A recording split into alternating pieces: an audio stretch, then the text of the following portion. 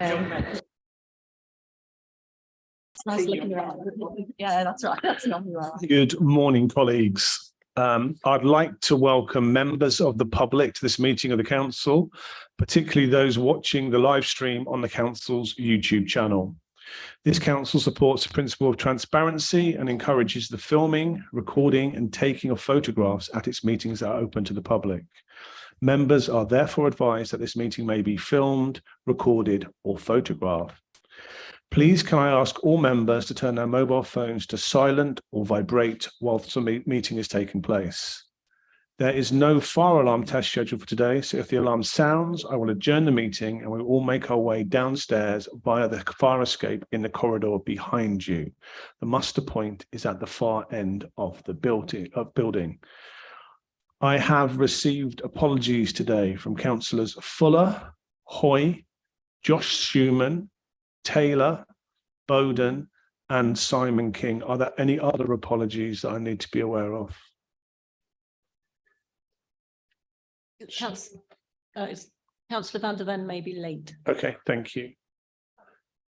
So one on my behalf for fidgeting. I'm very sorry, I have mild backache, and if I stand up and walk around, it's no reflection on the quality of the debate. Thank you. Thank you. So you say. The first item on the agenda is the approval of the minutes of the council held on the 13th of December 2022. The council is asked to agree these as a correct record. If any member does not agree, would you please raise your hand now? So we'll take those as approved. Thank you. An updated motions log is also included in the published papers for this meeting.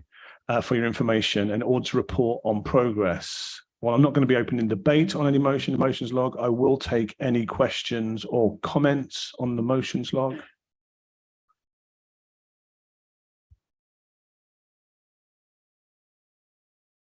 Thank you. I have several announcements to make today. It is with the deepest regret that I report the recent death of former County Councillor Wendy Silby, who represented the West Hunts Division on behalf of the Conservative Party from 1989 to 2005. During this time, she was a chair of the council from 2001 to 2003. The council's thoughts are with her family and friends at this very sad time. It's also with regret that I would like to report the recent death of former High Sheriff of Cambridgeshire, Nigel Brown, OBE. The council's thoughts are also with his family and friends at this very sad time. And it's with further regret that I report the death of former County Councillor Barbara Rout, who represented the Wisbech Rural No. 2 South Division on behalf of the Liberal Democrat Party from 1980 to 1993. During this time, she was chair of the council from 1987 to 1989, and we also extend our thoughts with her family and friends at this very sad time. I'd now like to invite Councillor Maguire to say a few words about all of those people. Thank you, Chairman. On behalf of the Conservative group, I too would like to voice my condolences to the families and friends of Councillors Wendy Silby and Barbara Rout, and to those of Nigel Brown. I had the privilege and honour to serve alongside both Wendy and Barbara, whose portraits I've got in front of me here, Chairman. Hopefully the camera might better catch them. And I, as I say, I served in their both with them in their roles of members of the council and as chairman of the council. I also got to know Nigel Brown, not when he was High Sheriff. I wasn't involved on the civic side, so I don't recall meeting him then, but I did get to know him later on when he was chairman of both the GCP and of MAGPAS. So, Chairman, thank you for this opportunity to pass on our condolences, and I share yours. Thank you, Chairman.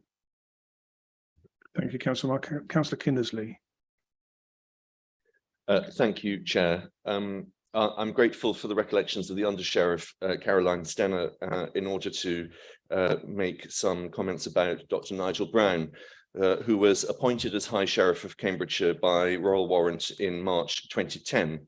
And he was a man of very considerable ability, skill and charm, as you will have noted from the extensive obituaries in both local and national press. And he was a man of firsts. He was, for example, the first High Sheriff to make his declaration of office in the new Cambridge Crown Court. He was also the first High Sheriff to have his justice service at Great St Mary's in Cambridge. Previously, it had always been at Ely or Peterborough Cathedrals.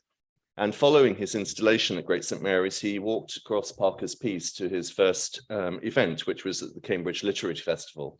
Those of you who've been on the chain gang circuit, as we like to call it, will know that the High Sheriff dresses as a courtier in 18th century costume, which involves a lot of lace and velvet, and that's just for the men. And it also includes a sword. And Nigel, walking across Parker's Piece, was accosted by a youth who said, "Oi, mister, is that a real sword?" To which Nigel said, not only yes it is, but withdrew it and started waving it around, possibly unwisely, given that he was right in front of Parkside Police Station.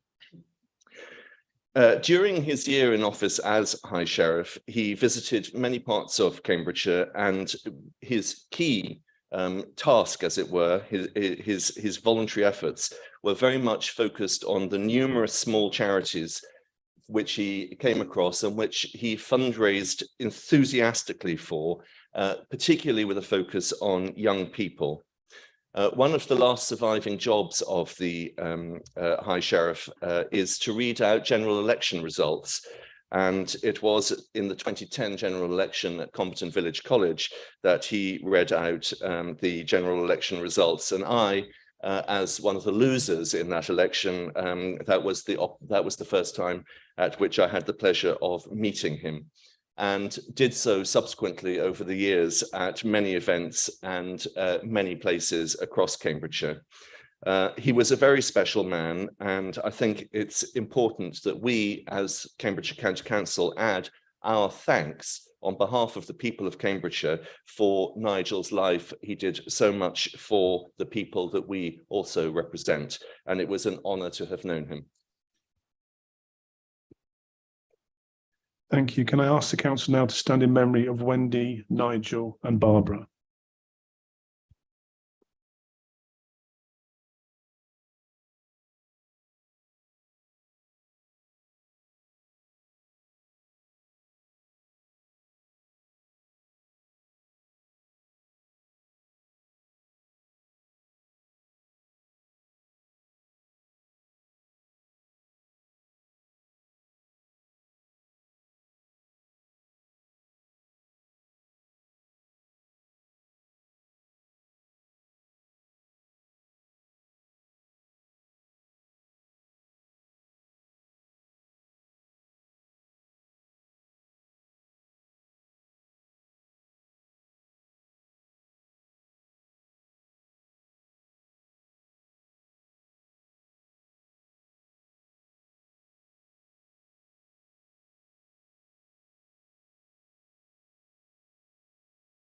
Thank you. Please be seated.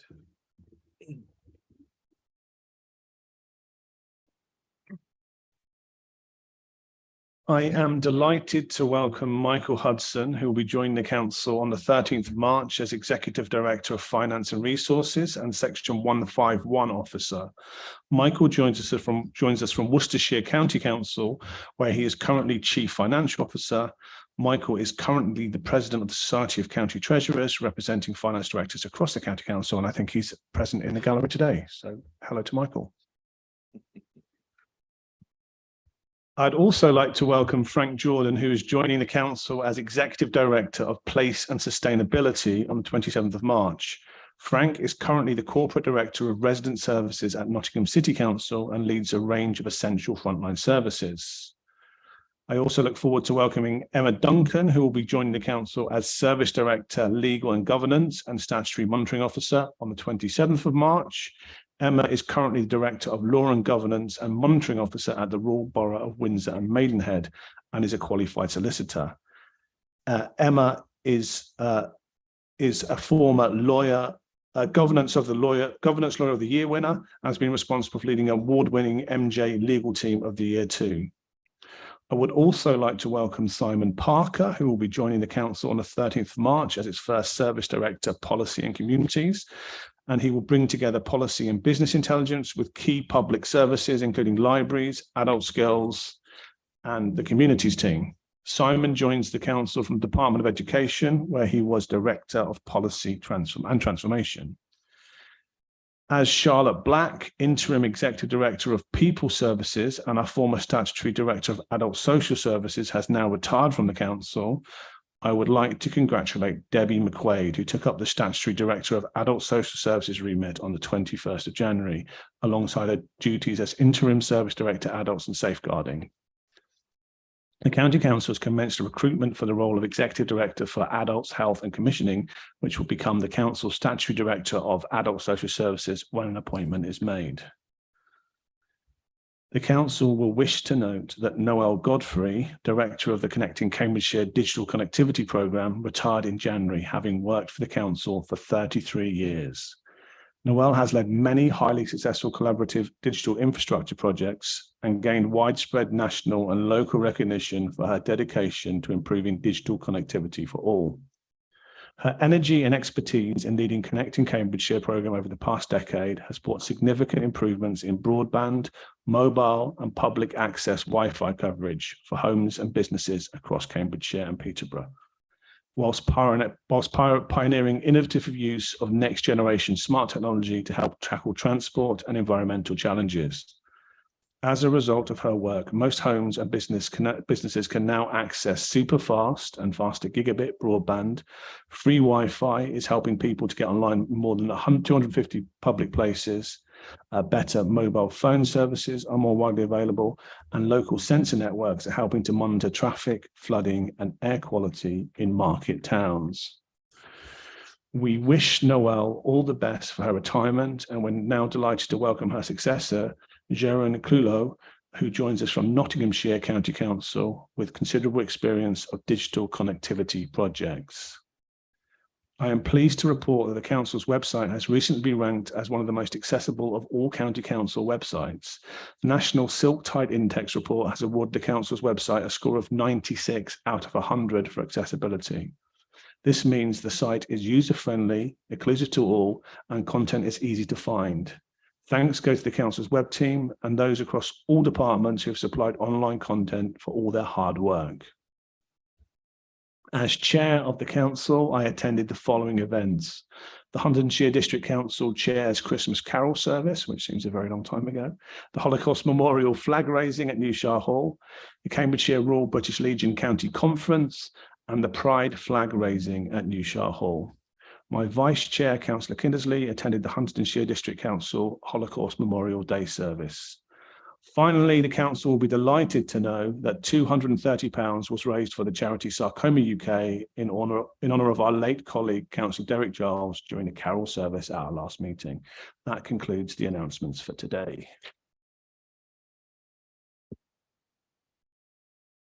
Next is an item on the declarations of interests. Under this item, members are asked to declare interests under the Code of Conduct in any item on the agenda today's meeting if they are not registered on the Register of Interests. Members will wish to note that the Monitoring Office has exercised her discretion to grant a dispensation to all elected members of Cambridgeshire County Council taking part in the debate on the Council's business plan. May I have any further declarations now, please?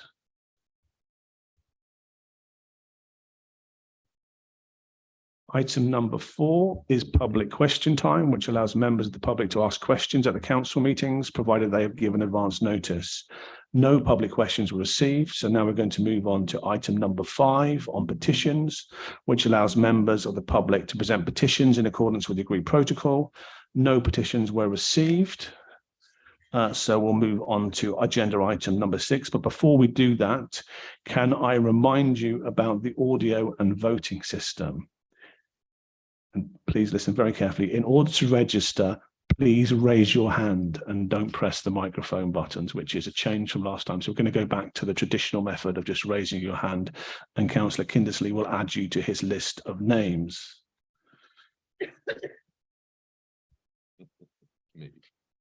If you wish to raise a point of order or a point of personal explanation, raise your hand. You're doing that anyway. You just raise your hand and shout at me. Do not press the button. Don't press a button unless you want to speak, I think is a general rule.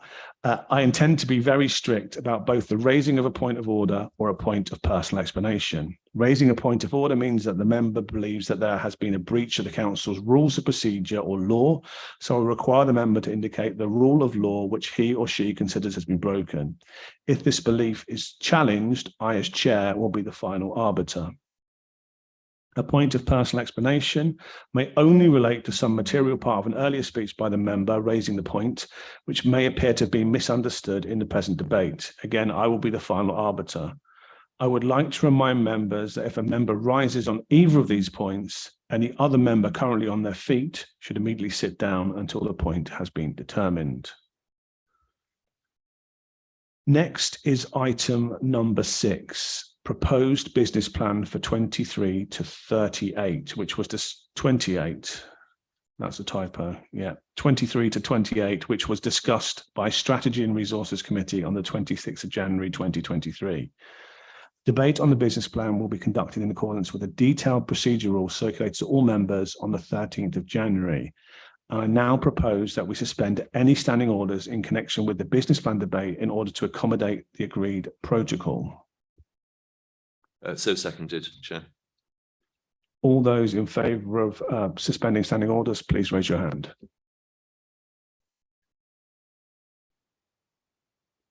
Unanimous, thank you very much.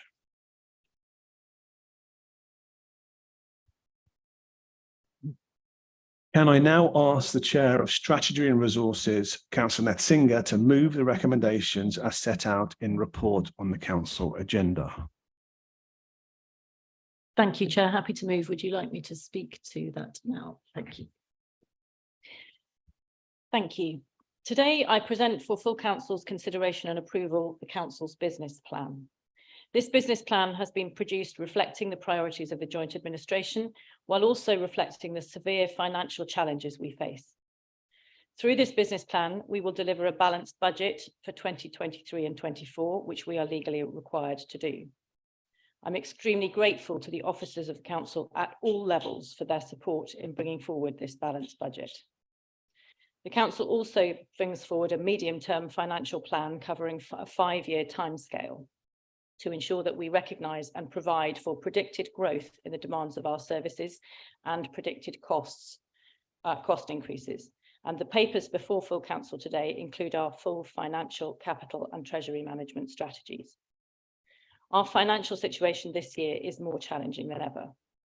This time last year, we had a projected need to find around £17 million in savings to balance the coming year's budget. National and world events saw that double over the course of the subsequent 6 months to over 30 million by last autumn, due to rising inflation and continued national recruitment problems in core areas, in addition to a complex and sometimes chaotic political picture. At the same time, demand for our services has changed because levels of need either suppressed by or increased as a result of the COVID pandemic. Given the levels of need and the increased cost of meeting that need, we have been given the task to bridge a potential funding gap in the coming year of £21.4 million, even after the tremendous efforts across the Council to find more than £10 million of additional savings. On December the 19th, the government announced what it described as a core spending increase for all English authorities of around 9.5%. That is below inflation, but that actual increase only occurs if the Council uses the full flexibility to raise council tax that has been allowed by government. Nor does that funding formula take into account the current or future population of Cambridgeshire, one of the fastest growing counties in the UK, with some funding calculations still based on population figures which are more than 20 years out of date. We are continuing to raise this issue with government as it puts Cambridgeshire at a significant disadvantage, as with increased population come increased needs and costs. The impact of climate change and of extreme weather events are also causing growing problems for Cambridgeshire's roads, particularly in the Fens, where soil-affected roads are deteriorating even faster due to extreme weather events. The Council spends more than £35 million on its more than 4,500 miles of highway every year, but more will be needed to deliver the levels of improvements we see in response to climate change. However, in December, the provisional local government financial settlement we received informed us that the long-awaited decisions on fair funding review have been moved until after the next general election. And yet again, we had only a one-year settlement, the 5th in a row, and this makes planning and budgeting ever more difficult. Despite the lack of support and the fair funding for this from this Conservative government, in this budget, we continue to strive to support our residents and deliver this joint administration's vision to create a greener, fairer and more caring Cambridgeshire, with 7 ambitions set out in our new strategic framework. Our proposals are based around delivering these ambitions. We know when times are tough, people who are the most vulnerable rely on the services that we provide even more. So while we have made savings, efficiencies and looked for areas to increase our income, we are proposing no actual cuts to services in this budget. Our budget also proposes investment in other priority areas for the joint administration, including additional spending of 15 million from one-off reserves. This means we will invest more in flood mitigation, improving road drainage, something which the joint administration has prioritised after many years of neglect. We will boost biodiversity. We will continue to put £1 million a year into funding free school meal vouchers for children during the school holidays. We will add £2 million into locally provided care services. We will support areas where we have real recruitment issues, such as across the 8 new civil engineering apprenticeships. And we will support local care providers to ensure they can continue to pay their staff the real living wage. We will invest more than 1.3 million in improvements to libraries and invest 380,000 into community services. I'm proud to present this budget today. That's Councillor Singer. You've got plenty of other speeches to do, so perhaps you could finish This budget today. I will continue. Thank you. Thank you. Do I have a seconder for that? I will second and I will speak later on in the debate. Thank you. Thank you. So now I'd like to invite the leaders of the Liberal Democrat, Labour, Independent and Conservative groups or the nominees to make their opening statements on the budget plan. The 5-minute time limit will be applied to all speeches. You're coming back to me first. I will continue slightly differently.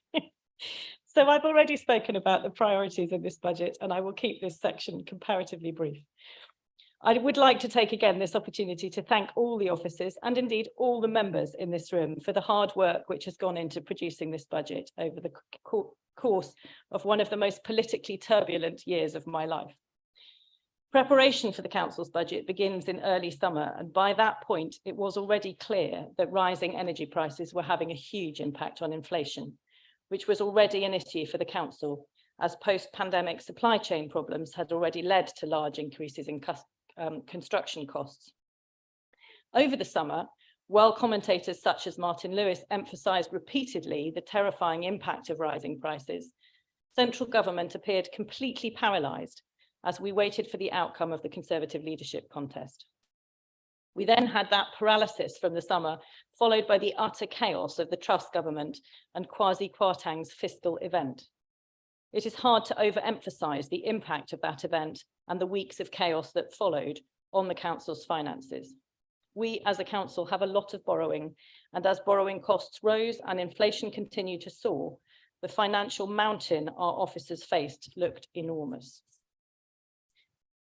Officers, along with chairs and vice chairs, spent many hours looking for areas to save money in a council which had already faced a decade of swinging cuts under the previous Conservative administration.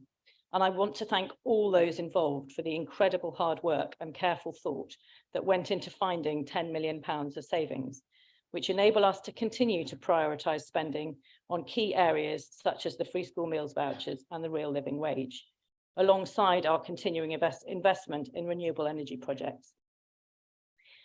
But I also want to thank opposition members. I know responding to a budget is hard. I did it for many years, and it is especially hard given rapidly moving events. There is a lot I disagree with in the Conservative budget and amendment, and we will discuss that shortly.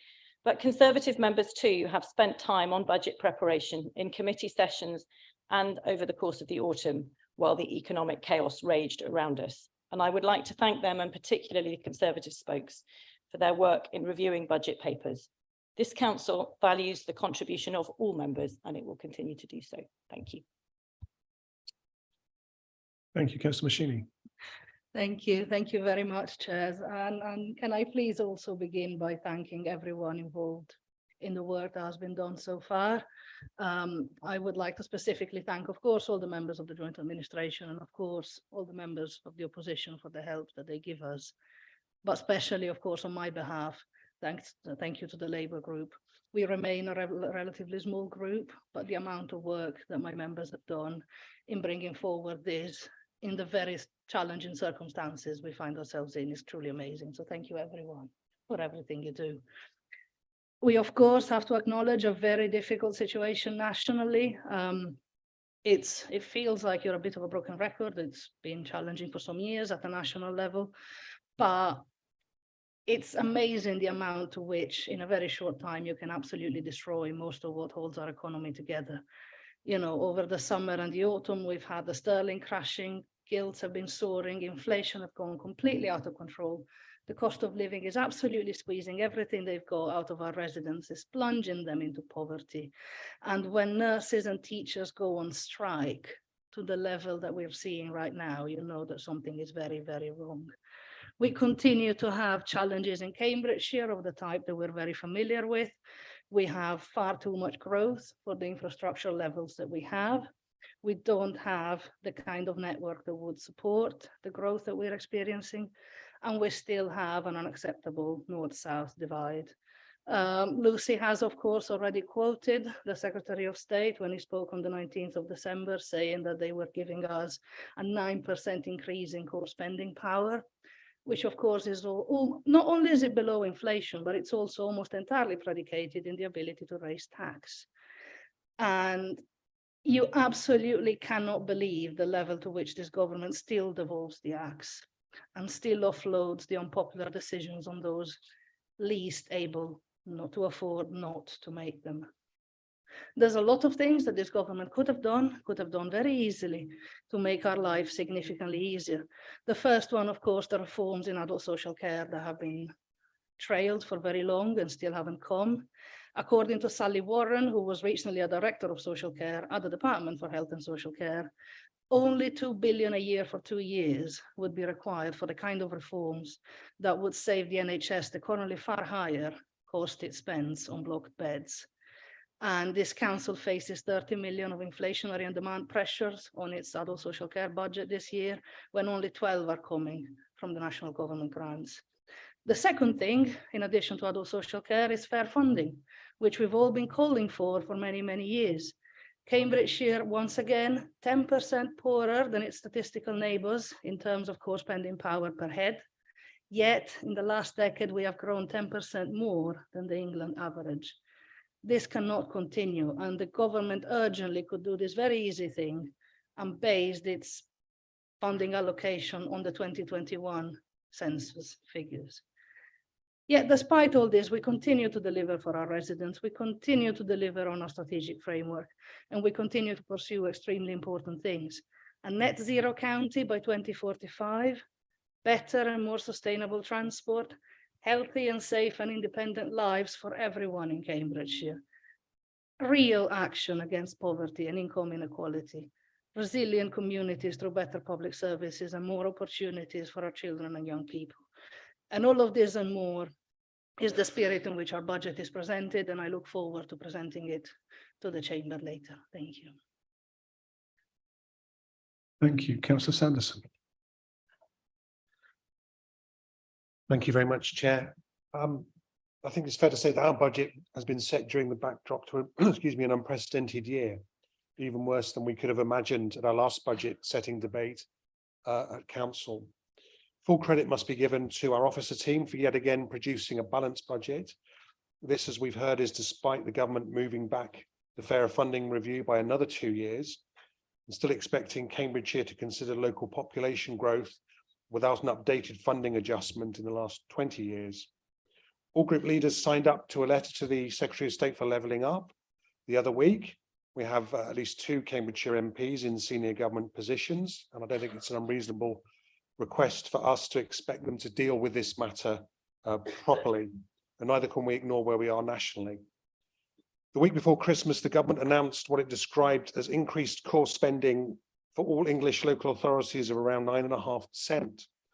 However, the actual increase in spending only occurs if a council uses the full increase in council tax, which we're allowed to do without a referendum, in our case 4.99%.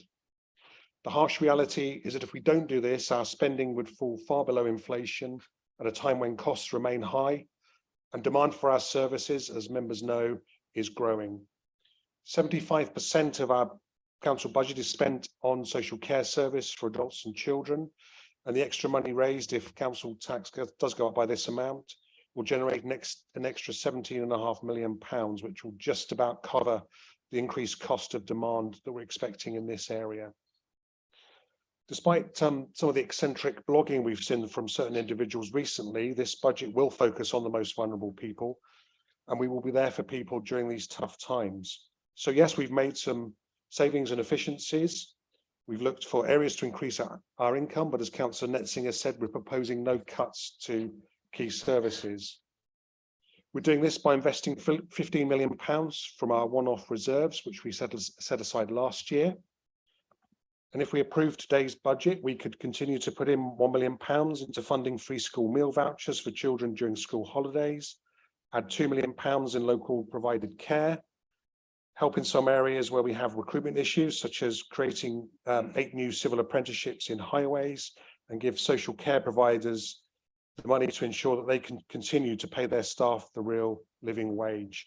As chairman of the Communities Committee, I'm particularly pleased that we are proposing to invest more than £1.3 million for improvements to libraries and an extra £380,000 in investment in community services. This leaves us, I think, with around £30 million in our general reserves, which is about 4% of our total budget, which is the recommended safe and prudent level. And looking at our 5-year business plan, we're looking at investing £122 million in new primary school places, £164 million in new secondary school places. So what does this mean for our residents? Well, it means that for a Band D property, that would be an increase of £79 a year. As we know, most people do not live in Band D properties in Cambridgeshire. We've also bridged the potential funding gap for the coming year. That was 21.4 million, finding an additional £10 million more of savings and income in the face of unprecedented inflation. The new triple bottom line approach, looking at our social economic impacts of the money we propose to spend, has seen increased investment in achieving improvements to biodiversity and ensuring all new schools will be built to carbon net zero standards. So I'm proud of what we have achieved in delivering this budget, the positive difference it will make to people's lives. Of course, it would be nice to have found the magic money tree that I think we're going to hear about later. That will be interesting, I'm sure. And we'll probably hear a lot more about the transition fund, Just Transition Fund, which is already a key source of funding for the issues and matters we want to improve. And we've already seen a lot of those projects benefit. Thank you very much, Chair. Thank you, Councillor Count. Thank you, Chair. I believe as a Conservative, sorry, actually, before I even start on this, I think it'd be remiss not to actually reflect on the wider circumstances. What we will be dealing with today is actually insignificant compared to the tragedy we're seeing unfolding in Turkey, the war in Ukraine, and the impacts on the Syrian border. And I think that that is going on in many places across the world. And whilst I've put a lot of time and effort into what we're going to discuss today, I do think that I'm quite overwhelmed by some of the world events, as I'm sure all the members are here.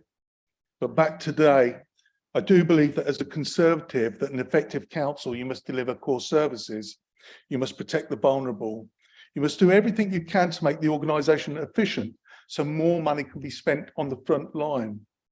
Where you can deliver a surplus, do so to remove the need for taxpayers to carry the burden. Only as a last resort should you consider taxation.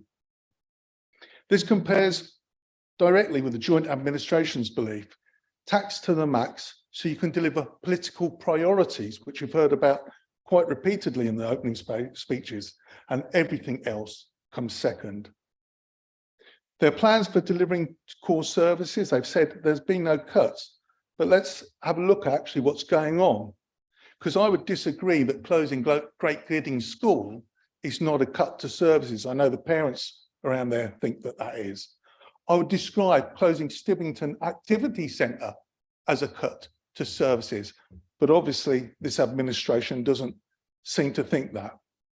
We already know that they've reneged on their plans to build a secondary school at Wisbech, but what you didn't hear today was over £30 million has been removed from the schools programme. This is the fastest growing county in England, and suddenly this joint administration decide no one would be having children? Surely not. Well, that's not entirely true, because whilst they removed £30 million from the capital programme for schools, they plan to spend 1.4 million more on temporary classrooms next year as porter cabins to you and me. So I don't know, maybe that's not a cut to services because the children will still be taught, but in temporary porter cabins instead of schools. On highways, as we'll hear later on, we know that they're planning to cut winter gritting routes by 25%, the budget by 300,000 a year. But did you also know they've stopped the plans to make the B1050 safer and drivable, a priority of the last administration, something that they promised they would uphold when they came in. On maintaining the roads, as opposed to what's already been said, the highways maintenance budget has been cut by over £700,000 a year in real terms. In 2021, the last year under the Conservative administration, 61,500 potholes were repaired. Their record 1 year later into office, only 45,000.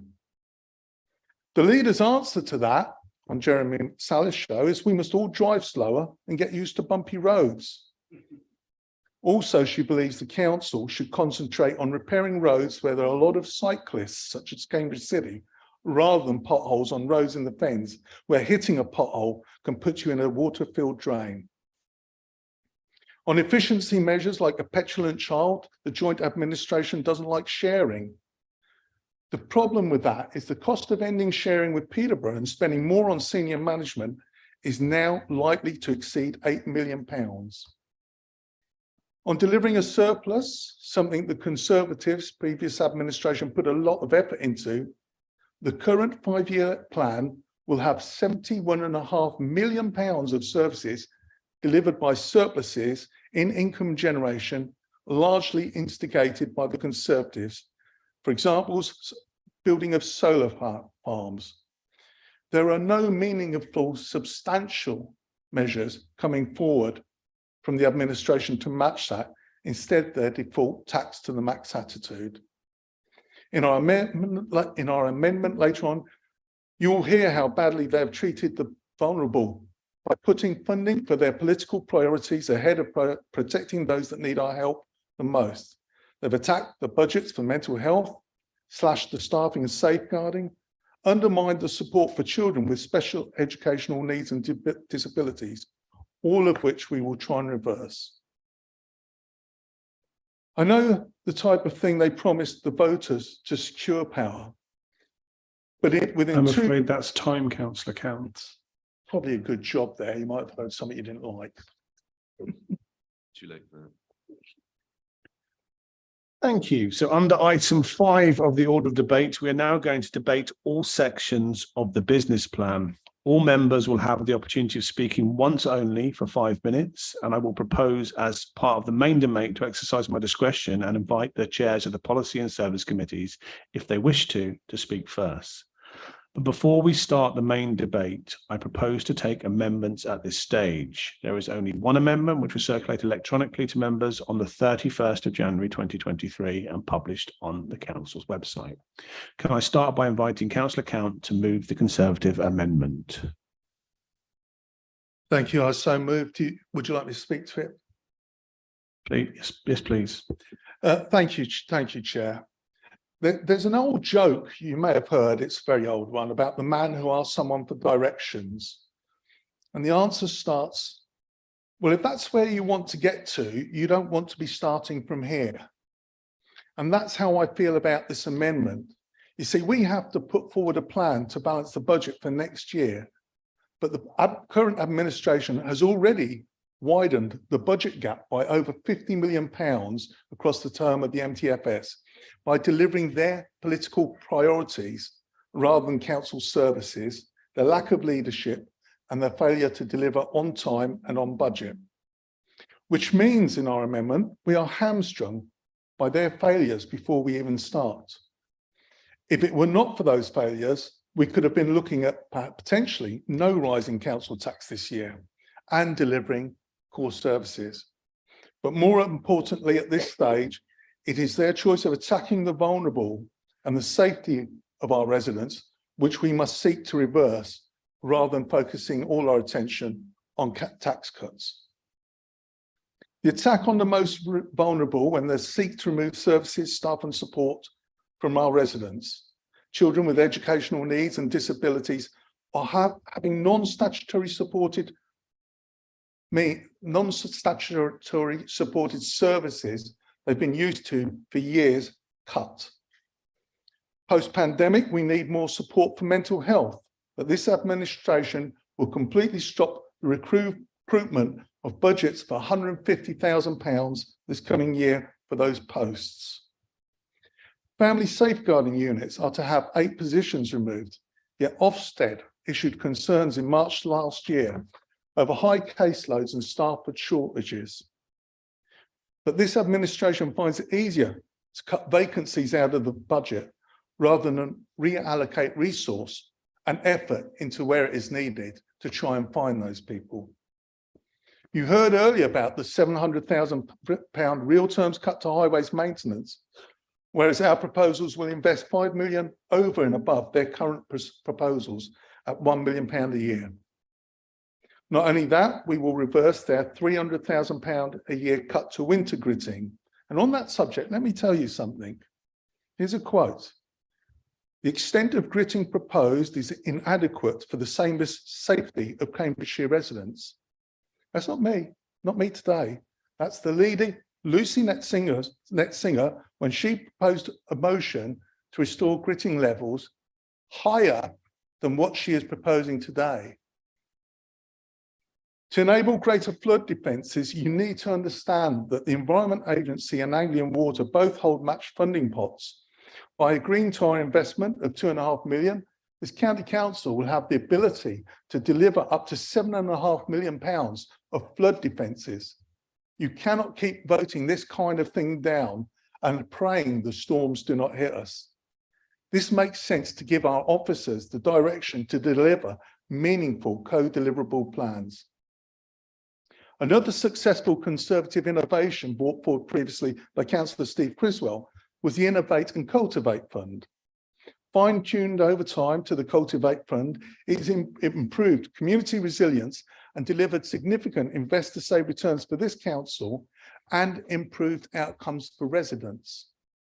Stopping this simply because it was yet another successful Conservative initiative is like cutting your nose off to spite your face. But as we learned earlier, power and politics are all that matter to you. Everything else comes second. Finally, your new weed killing policy. You only plan to remove weeds that people can trip over, and you'll take 10 weeks to do it. Chairman, I started with a joke, but I think with that weed killing policy, this administration has ended with one. Thank you. Thank you. Do we have a seconder for that amendment? Councillor Goldsack, would you like to speak now? Or? Apologies, happy to speak now. This must have been a very difficult budget for the many reasons, notwithstanding those repeated by the group leaders.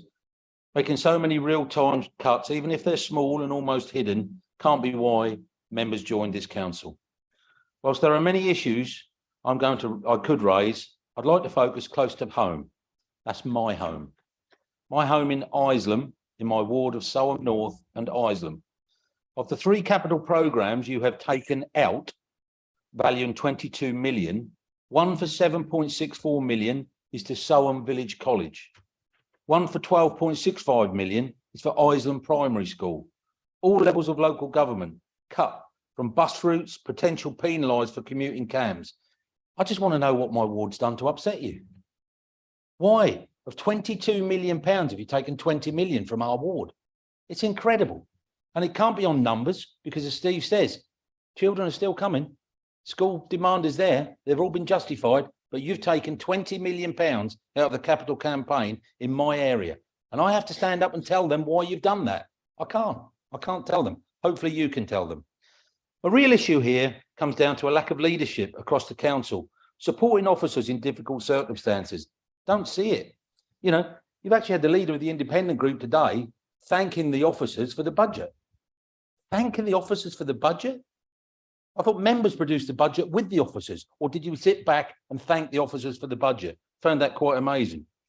Look, I'm going to rush to the finish here. You will win this debate today and you will have your budget in place. You will have 4.99% extra from the pockets of hard-working Cambridgeshire families.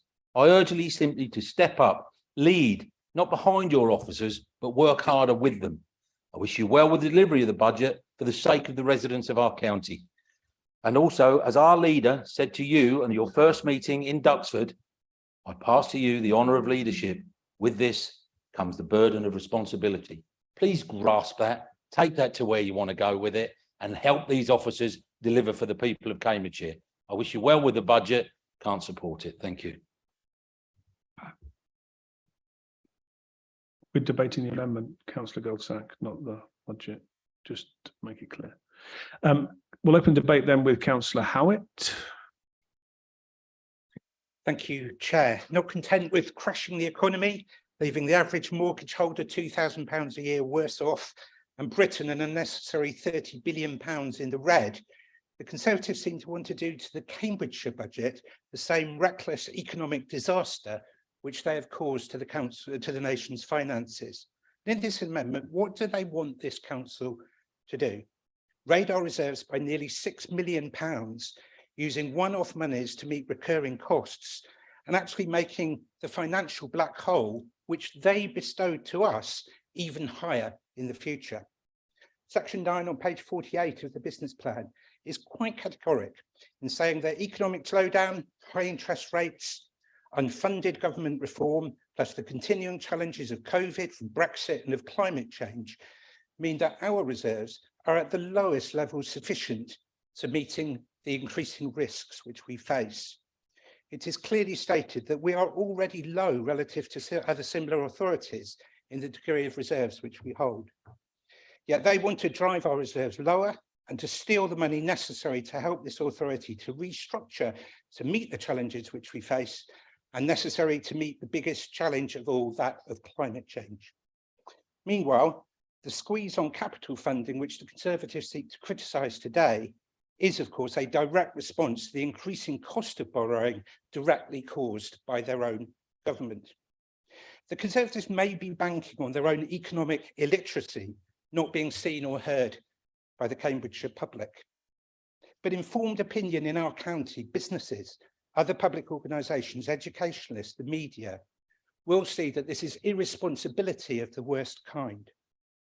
Conservatives in Northamptonshire raided their reserves 4 years running and ended up bringing their council to bankruptcy, being forced to close libraries, end bus subsidies, and leave children unprotected. Conservatives in Peterborough ran down their reserves so that even one of their own government ministers was forced to say that they were putting the council's finances at significant risk. Chair, we will not do that. We will not bring Trussonomics to the Cambridgeshire budget. And Chair, let us hear no crocodile tears from the opposition about a council tax rise which none of us want to see. Instead of trying to shift the blame, the Conservative opposition should be joining us, as their colleagues in power do, to put the finger of blame firmly on the £13 billion funding shortfall from this government to local councils. The All-Party Local Government Association says that councils are being forced to make impossible choices. The Conservative-controlled County Councils network says that the pressures on local government are worse than the years of austerity. And Conservative-run council followed by Conservative-run council is putting up the council tax by the maximum possible 4.99% because the government is leaving us with no other choice. Already the maximum increase is publicly announced by Gloucestershire County Council 4.99%, Hampshire County Council 4.99%, Kent County Council 4.99%, Leicestershire County Council, Northumberland County Council, North Yorkshire County Council, West Sussex County Council, all Conservative-led councils, all setting the maximum council tax. And the truth is, if the Conservatives were still running Cambridgeshire County Council, they would be forced to do what we are being forced to do, and they would vote against their own amendment today. The Chancellor of the Exchequer renaming local government funding core spending power, as Councillor Sanderson has indicated, is a magician's sleight of hand, in one sweep making the assumption that councils would make the maximum 4.99% increase. And his spokesperson went on to say that 95% of councils would do so. So this Conservative group has a choice. Toe a ridiculously irresponsible party line, follow discredited and disproven policies, put misguided electoral advantage over the public interest, and follow Liz Truss every word of the way out of the pages of the Sunday Telegraph and into electoral oblivion. Or give credit to this administration where we are making progress. Join us in striving to meet the challenges we face. Put the case for local democratically delivered services against a government seemingly hell-bent on destroying them. And support plans for this council which seeks to serve the public interest. And if you did the latter, you would withdraw this amendment. Thank you. Next is Councillor Criswell. Thank you, Chairman. Unlike Councillor Howard, who wishes to spread the blame far and wide, I wish to return to this council, Chairman. And it will surely come as no surprise that I deeply regret the Joint Administration's decision to scrap the Cultivate Fund. In its various guises since its inception in 2016, this Invest to Save initiative has supported community projects, bolstered community resilience, provided valuable learning for our service delivery, improved people's lives, and saved this council money.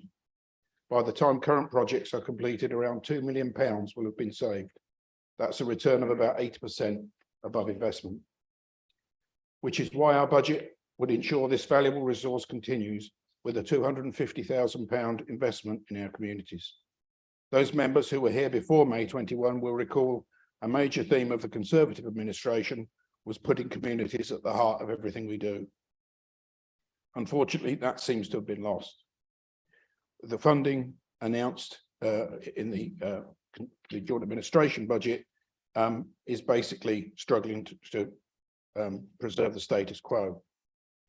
So this isn't just about the bottom line of a budget, it's about our priorities and the way we do things.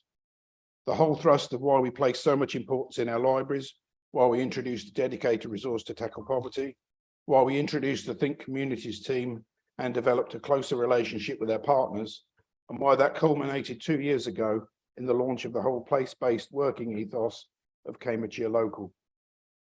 This administration has diluted the work on tackling poverty, instead focusing on the distribution of the temporary government household support grant.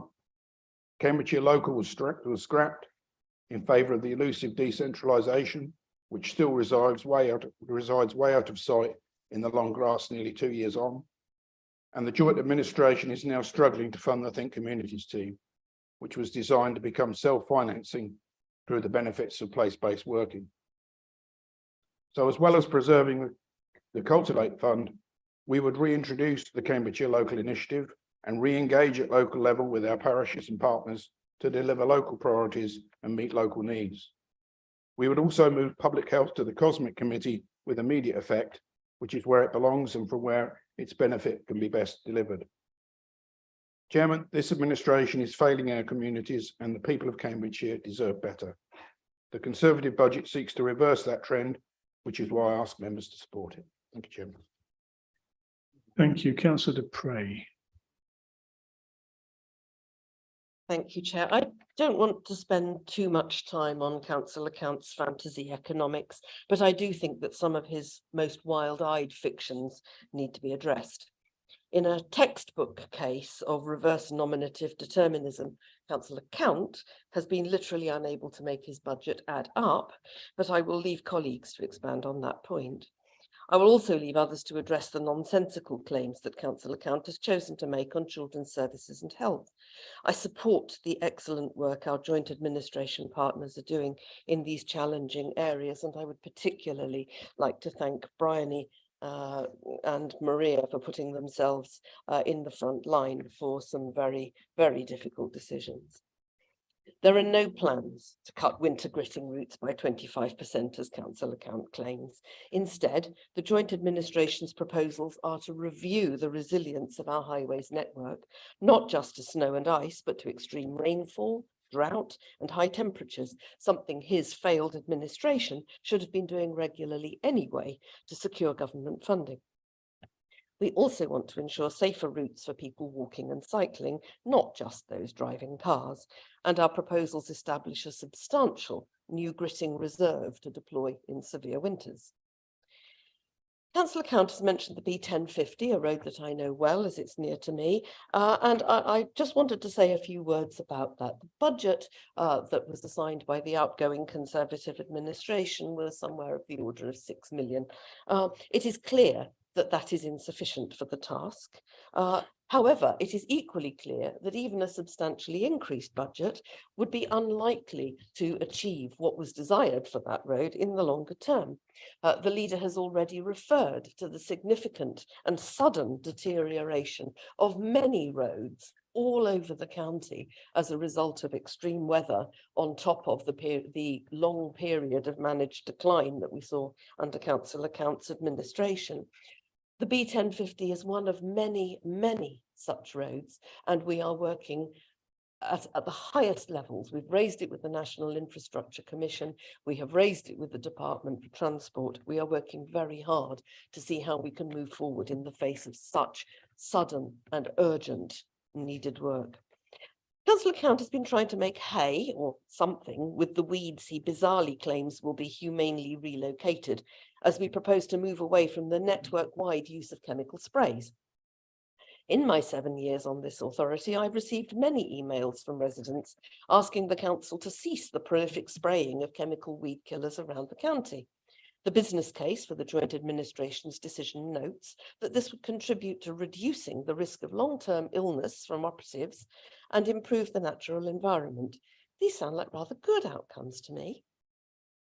Council Account's blog also provides further insights into his views, and in particular what he opposes, and it's most instructive to read that he opposes paying a real living wage to some of the poorest paid in our community, and also he opposes considering social and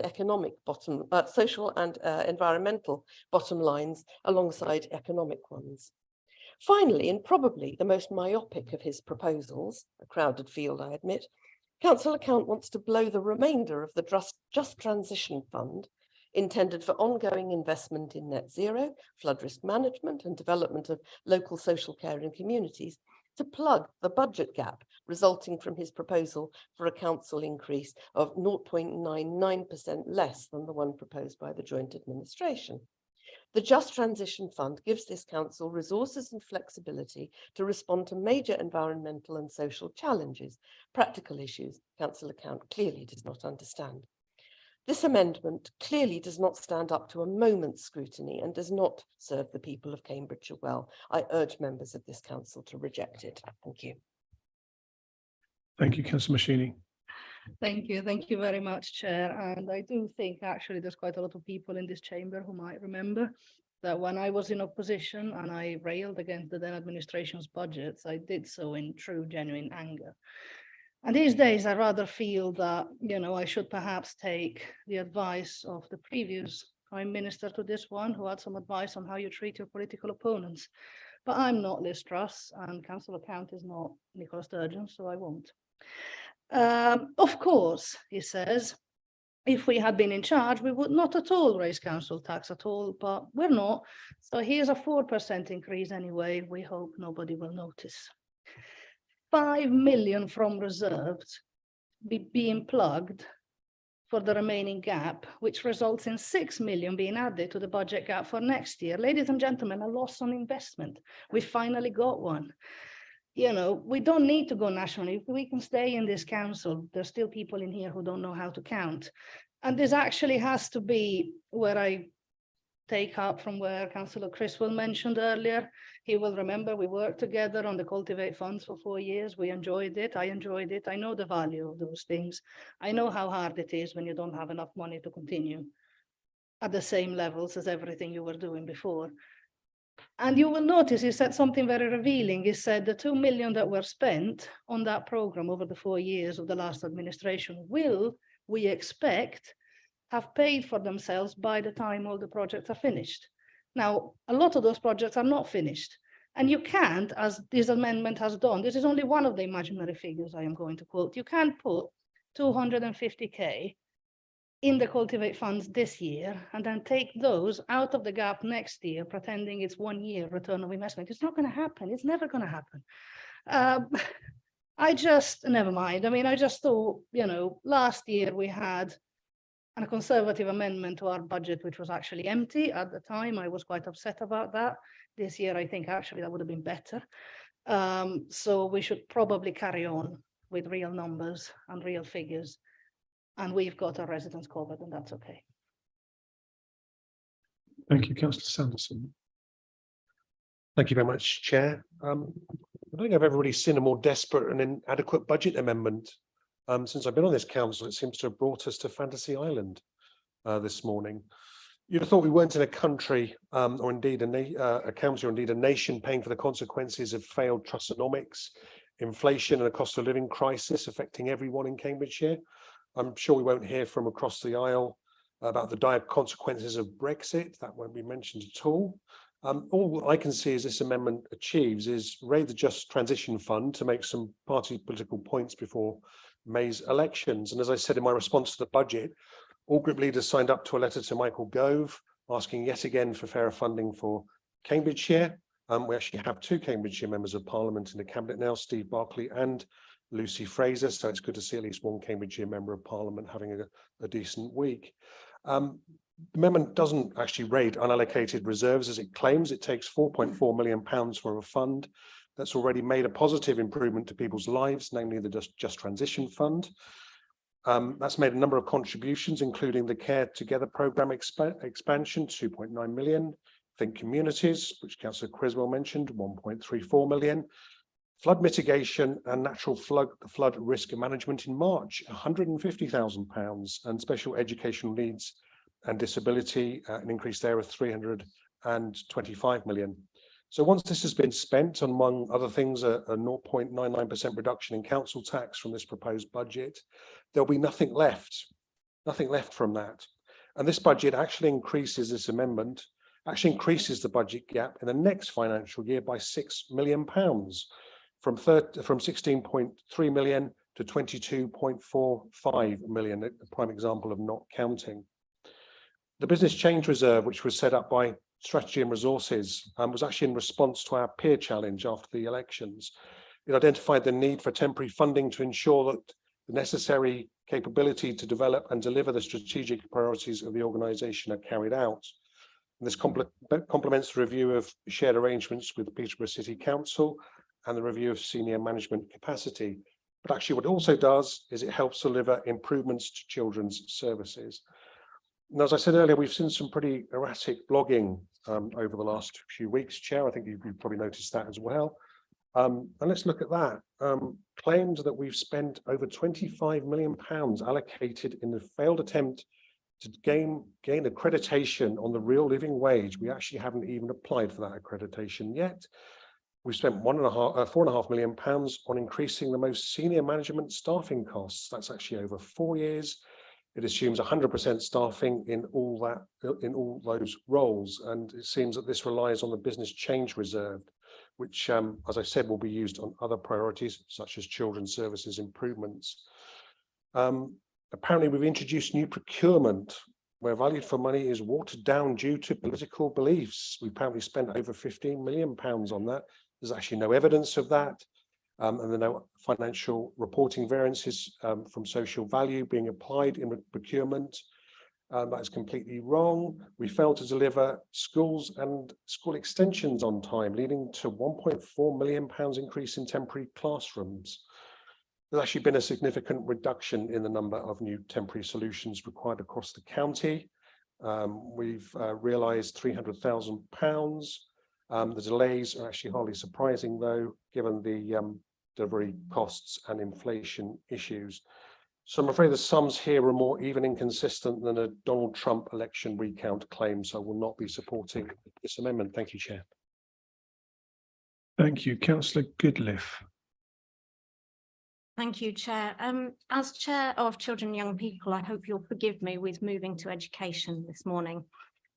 Firstly, the figure which has been said to have been cut from the family safeguarding budget, I have to say, there is a difference in the budget line children and safeguarding, which is the area in which children's services sits, and family safeguarding, which is the model used by our social workers who work with our families to address what can contribute to safeguarding issues. This is the well-researched and proven model which seeks to help families address the trio of vulnerabilities where they occur. I'm pleased to inform that this model continues to be embedded across the county and has had good responses from families and workers alike, and is supporting families to make the changes required to safely parent their children, as we all would want, leading to healthier families, better relationships, and better outcomes. Safeguarding, as I'm sure you all know, is not a single line in a budget, but an ongoing responsibility of all of us. Secondly, the allegation of removing money from the special educational needs and disabilities budget. This is, and I'll quote, reverse saving A/R 6.255 review of non-statutory services in Education Directorate. This is where non-statutory functions can be delivered through other services or options.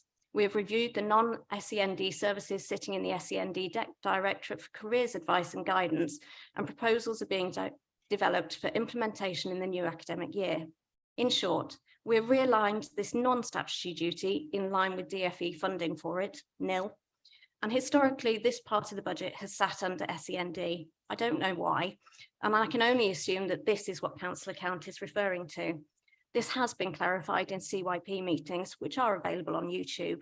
The skinny is, no, we are not taking money from the budget to support children with SEND. Indeed, as I will show later on today, we are investing heavily in SEND provision. Regarding SOAM, the DFE has indeed pulled out of the free school building in SOAM due to a lack of demand for places. However, we continue to monitor the not yet built developments, and we'll keep an eye on place planning numbers for SOAM Village College. The Island School is dependent on three housing allocations, one of which has currently been refused by planning and has gone to appeal, and two where there has been Point of order, Chairman, please. from developers. Point of information. Can I remind the member, it's Isleham. The residents have already been overlooked for their school and now their name is being mispronounced. Please get it right. Small point, but it doesn't help them. Councillor Goodliffe. Apologies to residents of Isleham. And fourthly, the budget for mobiles. To confirm, 2019-21 there was 1.5 million budget, 2020-21 1.5 million, 21-22 1 million, for 22-23 7.75 million, 23-24 750 million, and for future years we're looking at 750 million budget, with a increase for 2026, 27, 27, 28. This, however, is due to rising costs for mobiles and to cover temporary bulge year issues rather than our capital programme. Thank you, Chair. Thank you, Councillor Boulat. Thank you, Chair. If the outdated and broken funding formula had been rectified by now, or if transitional funding was appropriately maintained, we will not consider whether to increase council tax in Cambridgeshire. Those are, of course, not my words, but the words of Councillor Count back in 2018, when his administration increased the council tax by the maximum 5%, or tax to the max, as it's popularly called today. Instead of being spent straight away on political priorities, such as potholes, perhaps, the additional funds raised by the increase were planned to be put in a so-called smoothing fund, in other words, reserves. This was a time, of course, in 2019, as you all remember, before COVID, before Brexit implementation, before the cost of living crisis, and before the war in Ukraine. I would also like to refer to how Councillor Wayne Fitzgerald, Conservative leader of our neighboring council in Peterborough, justifies this year's 5% increase in council tax there, because we really like using quotes from our opponents in our speeches. Councillor Fitzgerald says it's not financially sustainable to follow a model where the council's grant money from government is reducing and council tax rises are restricted. And I have to say, I do agree with Councillor Fitzgerald here, because austerity is indeed proven to be unsustainable for local councils long term. And I have to say, it was really, really great to see all group leaders of this council signing a letter to Michael Gove, including the Conservative opposition leader, actually calling for a fairer funding reform for Cambridgeshire. And it was really clear reading that letter that the opposition does understand and recognize the very significant challenges we face in the UK across all councils, as it was shown in other speeches today. And therefore, it's really unsurprising that they only managed a 4%, is the 5% increase in council tax while taking money from the reserves. I was listening to this debate, Chair, and I cannot help but wonder what made the so-called tax to the max approach perfectly reasonable back in 2018 or other years or in other Conservative councils. But now with all the additional external pressures, another 5 years of austerity from central government, the same action of this increase is somehow something terrible to do or something unacceptable to do. So I really decided today to vote actually with Steve Count today, but not with the Steve Count from 2023, but the Steve Count from 2018 and 2019, because I think he would have voted against his amendment back then as well. Thank you very much. Thank you, Councillor Mills. Sorry, my vice chair made a mistake. Councillor MacDonald. Thank you, Chair. The reason that we have today in the council across the country, but in Cambridge as well, higher inflationary and borrowing pressures is, as been mentioned by other members before, a legacy from Trussonomics. And of course, most of the group, I would assume opposite, certainly based by the overall vote in the Conservative Party, 60% voted for Ms. Truss. Now, they may not know that the Kwarteng and Truss phenomenon became known in the Financial Times as the moron risk premium. Those are not my words. Those are not the words from any Labour spokesman. Those are from the Financial Times and Bloomberg. Paul Johnson from the IFS in September 22 said that today the Chancellor announced the biggest package of tax cuts in 50 years without even the semblance of an effort to make the public finance numbers add up. And we see some similar things in the 5-year plan that came forward from Councillor Count's amendments. That overall plan nationally assumed to borrow large sums at increasingly expensive rates and put government debt on a sustainable rising path. And I think we can see some similarities from the Conservative amendment here. In the Tory amendment overall, you see no real efforts, as far as I can see, in the 5-year plan to bridge the 5 million gap in future years. As has been mentioned already, it's about raiding reserves. From many economists' point of view, it's economically illiterate. One of the very sad things that happened as a result of Trussonomics is it hammered UK pension funds and ordinary people's pension pots. They weren't just the enemies of homeowners, they were also the enemies of the elderly. And some of these groups have been mentioned by Councillor Count. We see elements of this in the budget amendment. It ignores the impact of inflation and it ignores volatility in the budget and the risks from raiding reserves. Turning to the business impact, which certainly impacts me in my own business and also at the district level within Cambridgeshire, the bond rate increases of 0.48% triggered rises in interest rates in our district council and many other district council, and in my own business. Many of us are looking at European borrowing because these rates are much lower than UK rates as a result of the collapse in our credit rating. We see in our report for the 5 years that there has been a rise of 175 basis points in the public sector loan board. And compared to the previous year. And again, we see an impact overall in our budget because of the impact of Trustonomics. I feel, Chair, that overall there probably should be an apology from the Conservative group who voted for mistrust for the pain and suffering caused to the Cambridgeshire population. Thank you. Thank you, Councillor Beckett. Thank you, Chair. To start with, I want to set the facts straight. No, we are not cutting the gritting network to 25%. That is utterly wrong, and to suggest that we are is deliberately disingenuous. We do need to review the network, though. It's currently years out of date and primarily focused on getting men to work in cars. It's a network focused on businessmen and councillors, not representative of normal people and their lives. There is a large body of evidence that gritting routes defined like this can be sexist and can leave active travel users counting the costs with broken limbs. The DfT also gives us funding based on having a fully developed, regularly updated resilience network. I'm sure that none of us would want to risk that funding. So yes, we need an update. Now onto the funding. I'm sure that Councillor Count is aware that in 2021-22, the Joint Administration introduced a system of 5 gritting domains. For those of you not quite so focused on gritting, this is the unique number of areas that we cover. So for example, if it is snowing like crazy in Fenland, but positively balmy in Cambridgeshire, we don't go and grit Cambridgeshire. This has allowed us to make the service more efficient and reduce the number of gritting routes. This hasn't been reflected in the budget previously. For example, in 2017-2018, our budget for gritting was 1.99 million. The actual figure that we spent on gritting that year was 2.4 million. In 2021-22, with rises in inflation and everything else, we now have a gritting budget of 2.76 million. Last year, we actually only spent 2.2 million though, so a £500,000 underspend. This is with no change to gritting routes and no reduction in service.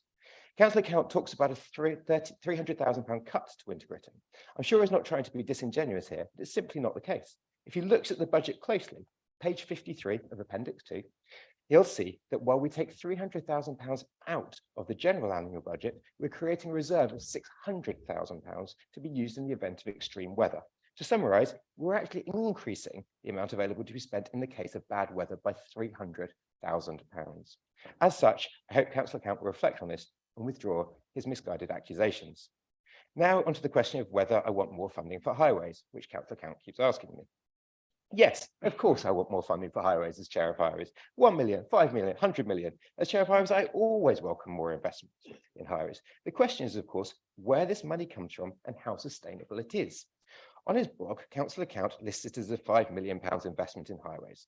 After I noticed on Twitter that what highways actually needs is consistent funding rather than seagull strikes of cash, he seems to have seen sense and added it as a £1 million ongoing investment in highways. That's far more useful, so thank you very much. The bad side of this, though, is that beyond this year, it is totally and utterly unfunded.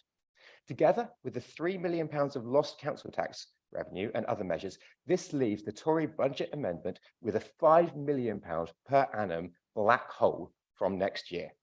This year, he spends our reserves. Next year, when they don't exist anymore, where do the cuts come from? So my question, Councillor Count, is where are you going to fund this extra £5 million from next year? Is it from fostering services, adult social care, our schools? Until we know where you intend to fund this from, those savage cuts, there is no way anybody should be voting for this amendment. But maybe Councillor Counts thinks that he can spend our reserves twice. That's not the case, though, and I'm sure a certain Tory MP's wife will be able to help him with the basic maths on this. After all, we all know that if you eat all the avocados in the fridge, you're going to have to instruct the under minimum wage paid maid to put some more in the fruit bowl to ripen before you can eat some more. That brings me nicely to my last point. On Councillor Count's blog, he goes on about wasted money in the administration. He lists £25 million as being wasted on paying the living wage. This land developing affordable housing apparently wastes another £5 million. Given the cost of living crisis, does anybody here really think paying our poorest paid workers or building affordable houses is the wrong thing to do? Councillor Hoy, Councillor Tierney, Councillor French, you represent some of the most deprived areas of our county. I can understand why your leader, a multi-millionaire property landlord, might rally against affordable housing, but do you agree? I've always seen you as champions of the less well-off. Thank you, Councillor Tierney. Thank you, Chairman. I've listened to the debate and I've found it very interesting. I think I've probably heard it all now, to be honest with you. And I'd just like to refer to some of the things that other speakers have said. Councillor Howitt said that we are apparently want to raise council tax, and that's defensible because Conservative councils are doing it in other places. That's an interesting decision-making process. Or maybe it's Liz Truss's fault, who was Prime Minister for 30 seconds and scapegoat of the week for those seeking to avoid culpability for their own decisions. Councillor Dupre says that reverse nominative determinism is at work, but she'll leave that to others to explain why. And we aren't cutting gritting, we are reviewing safety. It seems Yes Minister is alive and well and the script writers are working here in County Council. Councillor Sanderson, his statements were so similar to Labour and the Lib Dems, I can almost see the puppet strings attached to the ceiling and over to the left of the room. The only real difference being his references to blogs that seem almost obsessive, clearly he's a fan, and vague references to Donald Trump, which I presume were thrown in for some pats on the back because it's always a crowd pleaser. Councillor Boulat, she said that previous tax to the max Conservatives, she made the point that previous council had done that. That's a fair point. You know, I criticised that at the time. It's a fair point. And she also said about unfair funding, which a number of people have said also a fair point. But this is this council making these bad choices. So own it. Stop trying to pass the buck and deflecting. You can make the point, but these are your decisions. Councillor Beckett, who seems to think only men drive to work and then amusingly accuses others of sexism, I can assure him there's no shortage of female drivers going to work, certainly not where I live. And it's an odd view for the chairman of highways.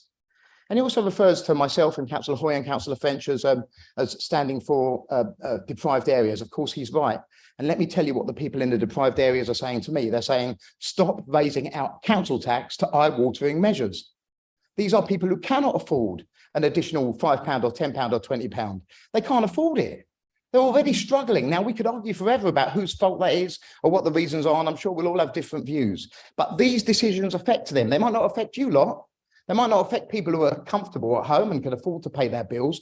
But for someone who doesn't know how they're going to manage their credit card debt and their gas bill and their electric bill and their mortgage and their rent, these things matter. And you can't just gloss over the, oh, it's only 4.9%. That's no big deal. It is a big deal. Now, I'm not happy with our amendment. I'll tell you, it doesn't go far enough for me. It doesn't deliver a council tax freeze, which is what I would have wanted.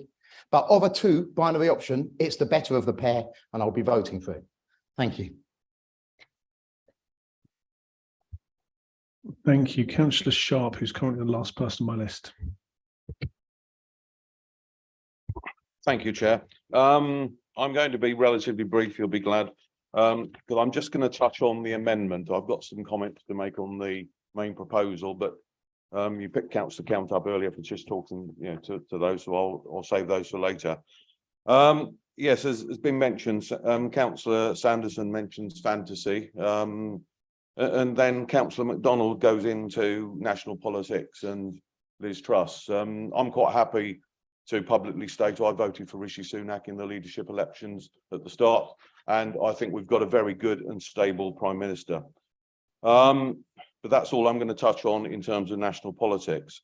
Apart from, I think everyone, I would hope every member in this room agrees that Cambridgeshire suffers from unfair funding. And, I think it's a cross-party thing that we all support getting more for our residents. So I hope that nobody disagrees with that statement. But obviously we are where we are. So we've got to deal with what we've got. I'm only going to really touch on transport items, really. The issue I have with the budget in terms of transport is, yes, there may not be a cut in numbers on the budget, but obviously with the inflation that's hitting building materials and construction materials, then that is a cut to that budget. That's the issue I've got, that we need, the money is tight, but we need to do that. Because there's certainly a perception. I've got 11 parish councils, and we had a pothole review meeting a couple of weeks ago, and we were given the numbers of potholes being filled and where, and numbers that are outstanding now. And I say that we're getting those filled, but I get immediate sort of disbelief, because the perception is that the situation is getting worse. Whether that's a fair comment or whether it's just my patch has got, as I think Councillor Goldsack at one stage said, a pothole pandemic. It's certainly the perception in my area. It may not be true in other areas, but certainly that's something we need to look at. And I'm happy to work with the administration and Councillor Beckett in terms of trying to improve that. That's what we should be looking at. But my main issue with the in supporting the amendment is that we need to get more money into safety. It's not just about roads, it's also safety for pedestrians. Again, I know the Conservatives set up the 4 million into footpaths and pavements. That's welcomed, and obviously that's being carried on, and I'm grateful for that. But again, I've got elderly residents who complain quite a lot about footpaths breaking up, and again, it happens. Obviously, we need to put as much as we can into that, because I think we need to be protecting those residents as well. So it's not just about vehicles, it's pavements are just as important. Thank you. Thank you. I don't have anybody else who's registered to speak in this debate. And if there is no one, I'll move to Councillor Nethinga, who wants to speak again in order to sum up. Thank you very much. So my biggest concern about this Conservative amendment is not the actual content. I do not agree with the amendment. I do not believe it is a responsible approach to spend even more from reserves than is in the current budget proposals. And this Conservative leadership gives no indication on how, with millions less in income, not just this year, but for every subsequent year, they would meet the ongoing obligations in future years. So this is not a responsible amendment. However, my biggest concern about this amendment and the debate surrounding it is the level and scale of misinformation being spread both in this chamber and outside it. The statements made by the leader about the cost of joint administration decisions and priorities are wildly exaggerated and in many cases simply wrong. The extraordinary claim that administration decisions have cost £50 million extra is misinformation in the extreme and requires extrapolation over many years, along with multiple examples of double counting to come up with that figure. It is blatantly misleading the public, and it damages the reputation of councillors in this chamber to be seen supporting such rubbish. There has been quite a lot of discussion about gritting routes today, and as has been pointed out by the Conservative leader, I am well aware of how important gritting is. We have no plans to make major reductions to the gritting network. We do, however, want to have budgets which accurately reflect real costs, and we do want to make sure that we review the routes to make sure they are serving real need and are as efficient as they can be. And I make no apology for that. But we will also ensure rural residents are kept safe, and we do care about all areas of Cambridgeshire. By taking a comparison between what is done with gritting in this council and others, and using that as an assumption that this administration would reduce our gritting routes to that done by the majority of councils, the Conservatives are again spreading fear and misinformation, as we have seen them do time and again on many issues, for example, on Brexit. This amendment is itself irresponsible in funding long-term cost increases with one-off funding from reserves. But the misinformation being spread surrounding it is worse. So please vote against this amendment, and please also stop making up numbers. It's not helpful. Thank you. Thank you. So now we're going to move to a vote on the amendment. The Constitution requires that voting in relation to the annual budget setting, including motions and amendments, shall be by recorded vote. Can I therefore ask the Democratic Services Manager to conduct a recorded vote by taking an electronic vote on the amendment? Mrs. Rowe, can you please start the vote now? I can only see my name on the screen. No, that's good. Thank you. Members in favour of the amendment, please press the button underneath the word yes. Members against the amendment, please press the button underneath the word no. Members wishing to abstain, please press the button underneath the word abstain.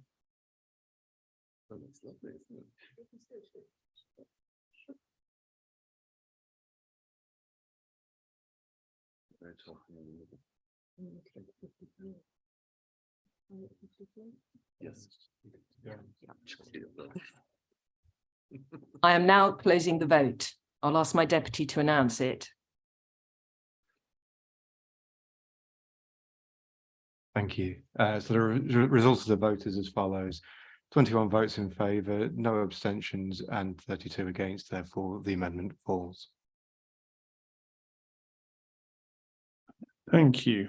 So colleagues, we're now at 12 o'clock and about to start the main budget debate, which is we've got at least 25 minutes, I think, of the chairs of services. So with your agreement, I'm going to propose we stop for 30 minutes now and take a lunch break.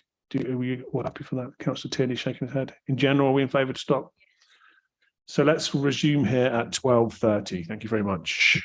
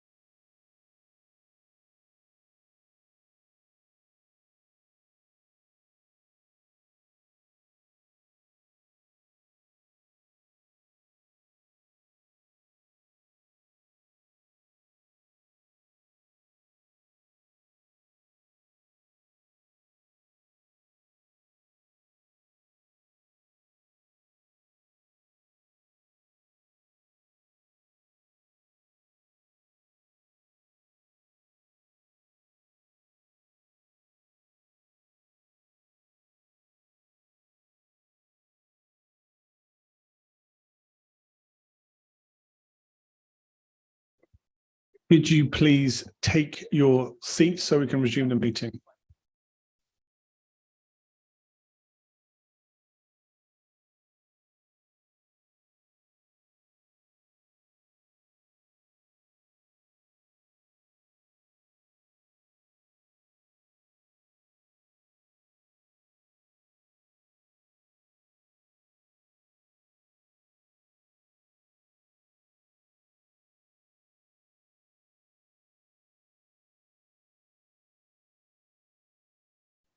Thank you, colleagues. We're now going to move on to the main budget debate.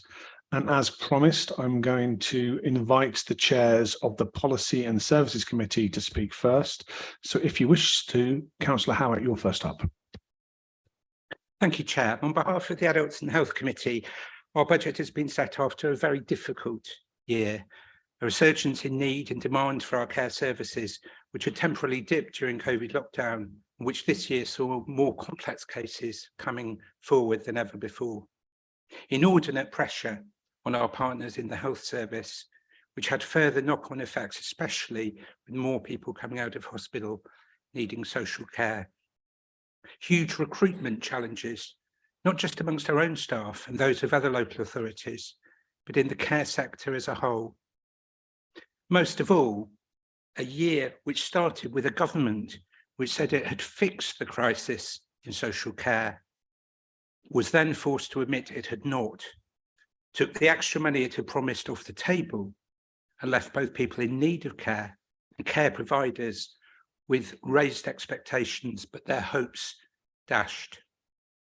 In these circumstances, I want to express gratitude, not simply to our staff, who do work with us to put this budget together, but to all of our staff and those of our care providers who deliver the vital services to make our plans a reality. Now, the figures in these plans. As we've heard, a £12 million shortfall between the extra demand for social care we have to fund and the so-called capacity the government gives us to meet this. The demand impact of inflation on our services, £16.9 million this year in adults and health alone, nearly as much again as the budget gap which the whole authority faced at the start of the year. The adults and health budget before us includes £3 million of new savings which have been identified. And to contradict what has been said by the opposition today, we have used savings to invest £7 million in extra care for people with learning difficulties, people with mental health issues, people with physical disabilities. The vulnerable are not simply protected in this budget, they are invested in, and their services are safe with us. I do, however, want to be honest with colleagues that despite bringing in external help, I remain very concerned about the length of waiting times. I also expect sensitive negotiations with our health partners about a fair sharing of costs. However, despite this context, this budget still contains plans for us to seek to move forward in better meeting needs, as the Leader of the Council has referred to in her speech. On behalf of myself and my Vice Chair, Councillor van der Ven, we expect our new independent living scheme in Ely to reach planning application stage and to be built and open by the following year. We will continue to extend our move away from larger centrally administered contracts to our new care together approach for locally delivered, more personalised care services. We hope in tandem with this authority's plans for decentralisation and in integrated neighbourhoods together with our health partners. We will launch a new strategy to support the development of the care sector in our county, backed by a new £600,000 initiative to provide training and career development opportunities to attract and retain care sector workers. 2 years ago, we set a target to meet the real living wage for all our contractors within 3 years, meaning a wage increase of around £1,000 per year. We will invest a further £500,000 to achieve this next year. And today I'm already able to announce that 80% of our contractors now do this, achieved in less than 2 years. In public health, we plan to extend new funding in child weight management, in stopping smoking and in NHS health checks. Our health strategy places new emphasis on the social determinants of health inequality. The decommissioning of county-wide car-based care teams known as block cars contributes to this administration's environmental objectives.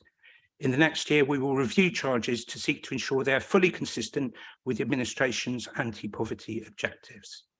Finally, Chair, in the public survey which accompanies our budget this year, more than 2/3 of local people support our plans to find new and innovative ways to provide care to older adults and to people with disabilities. In passing this budget, we should recognise that good social care and public health services are essential to the people who need them and do have public support from the community as a whole. Thank you. Councillor Goodliffe, if you wish to speak. Thank you, Chair. I'd like to start with the good news, which of course is the excellent results that our education has achieved across the county this year, improving in early years, Key Stage 1, 2, and of course at Progress 8 at Key Stage 4. In regards to this budget, we are extending our household support fund for 2023-24, which is used to provide our free school meals to eligible children during the school holidays. This is to provide payments to our worst and least economically viable families, for want of a better way of putting it. This covers our 4 to 16-year-old students, but also our early years pupils and our bursary students aged 16 plus. Obviously, supporting vulnerable families in a cost of living crisis is an essential, and food poverty is increasing. We have seen a 5% increase in the school population eligible in the last 2 years for this free school meal funding, which is shocking when you realise that in order to be eligible, your family income needs to be under £7,000. Reducing child poverty has not been a priority for this current government. In fact, I think the last time it was a priority was 1998, when it was back with both strategy and investment. In terms of SEND, our capital programme is aiming to reach the needs of our SEND children. It includes £60 million for additional places across the county, and as well as investment in new builds, we are investing in enhanced resource bases, special units within mainstream education, which enable pupils to access mainstream with the special support they need. I cannot mention SEND without mentioning the high needs block. The recurrent annual overspend is exceeding £11 million, and although the statutory override ring-fenced in this deficit, if essentially a negative reserve on the balance sheet has been extended, we are still engaged in the safety valve programme, and we have support from our mainstream schools for an increased block transfer and ambitious plans to reform and respond to the growing demand in this area. This, of course, will be performance monitored. In terms of investment across CYP, we're investing in educational psychologists, which will support our children who are not yet in the statutory process. We have, as Councillor Sanderson already mentioned, new primary school places investment, £122 million, secondary school places, £164 million, and investment in special schools and high needs. Our family group conferencing investment is over £250,000, and we're also growing our children's services and social care budget for every year of this business plan. I cannot not mention the increase in costs in school and social care transport. I don't want to repeat comments regarding inflation and fuel costs, but I will mention the great work of the transport team in really difficult circumstances to re-procure and cover routes at extreme short notice over this last few months, and the work of Mayor Nick Johnson and his team in ensuring our bus routes were covered, covering school and college journeys of our young people in Cambridgeshire. We look forward to working to cover the young people's safe transport to school using public transport and active travel means over the coming years. We are, of course, reviewing our transport offer as part of our strategy. This budget, whilst having extreme difficulties, yet as have been mentioned at length, due to the lack of fair funding, offers an excellent approach for our young people, and I will be voting for it today. Thank you. Thank you, Councillor Sanderson.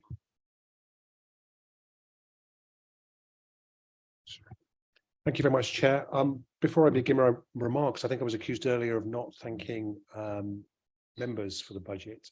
So I'd like to express my thanks to all members for their contributions towards the budget, to the budget debate, and also by thanking all members of the Communities Committee, because they all work extremely hard.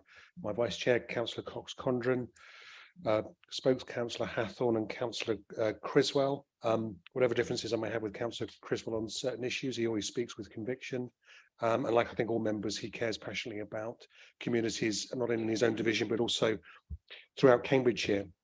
So we've had a number of challenges this year. As you probably know, Think Communities is on what's called soft money. It's time limited.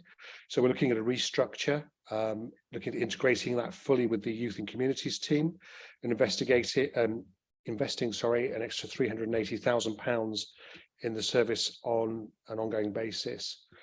We'll also be working with colleagues about changes to the community service team, looking how we can support people who are the victims of scams and support for community groups involved in time credits, and seeing how they can be delivered in a different way, given the proposed changes to the service. We heard a lot about the Innovate Cultivate Fund, and I agree it's a shame that we're not able to continue funding that as we would like, but nonetheless we are retaining our small scale grant funding schemes for voluntary and community groups. Those involved in youth activities. We're setting up similar scheme for our wider community network with a focus on supporting vulnerable adults. And in addition to that, we're working on a new capital grant scheme that will be focused on supporting vulnerable and frail adults and people with mobility issues. We still need to discuss the governance around that, and that'll be coming to committee quite soon. We'd like to look at working with the Care Together programme and partners to improve the accessibility of public spaces. Members may know that 3 projects in what was called the Communities Capital Fund have not gone ahead. There's one in March, one in Streatham, and now one in Girton. So there is still some residual funding around for that. As I said earlier, we're also looking at improving funding in library maintenance, £330,000, and the best part of £1 million on new libraries and the Open Libraries scheme.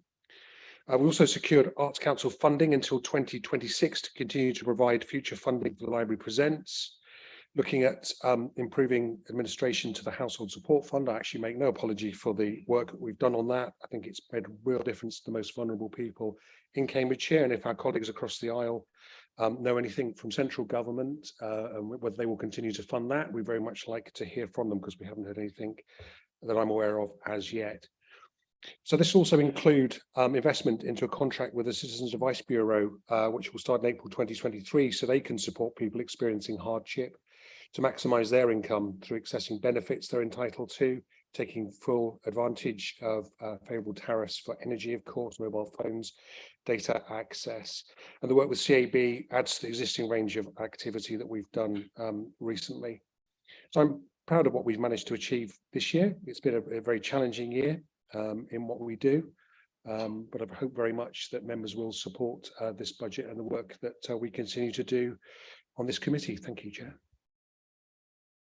Thank you, Councillor Dupre. Thank you, Chair.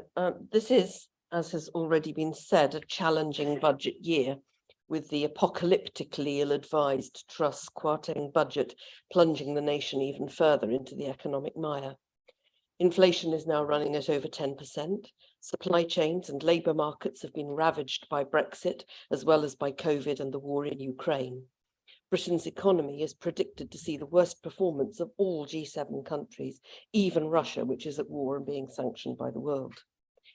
Once again, the government has kicked the ball of fair funding for councils into the long grass.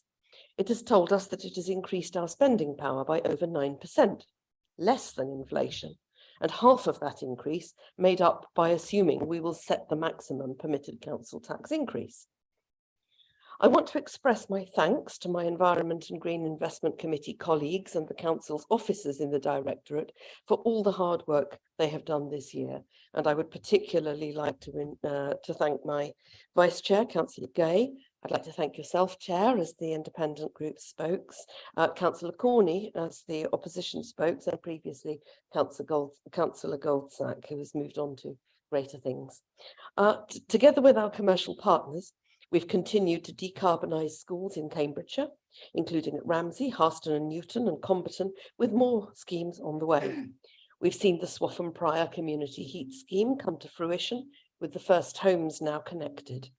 Solar carports at Babraham Park and Ride are now under construction, and the smart energy grid at St Ives is expected to be energised this summer. North Angle Solar Park is due to complete shortly afterwards. These have been challenging projects in the prevailing economic conditions, and I am grateful to the officer team for all they have done to bring these difficult schemes to their present state. Our capital programme includes proposals in the coming years for work at Trumpington, Stanground, Woodston and Fordham. We continue to work with partners on flood and water management issues, which are so important to local residents.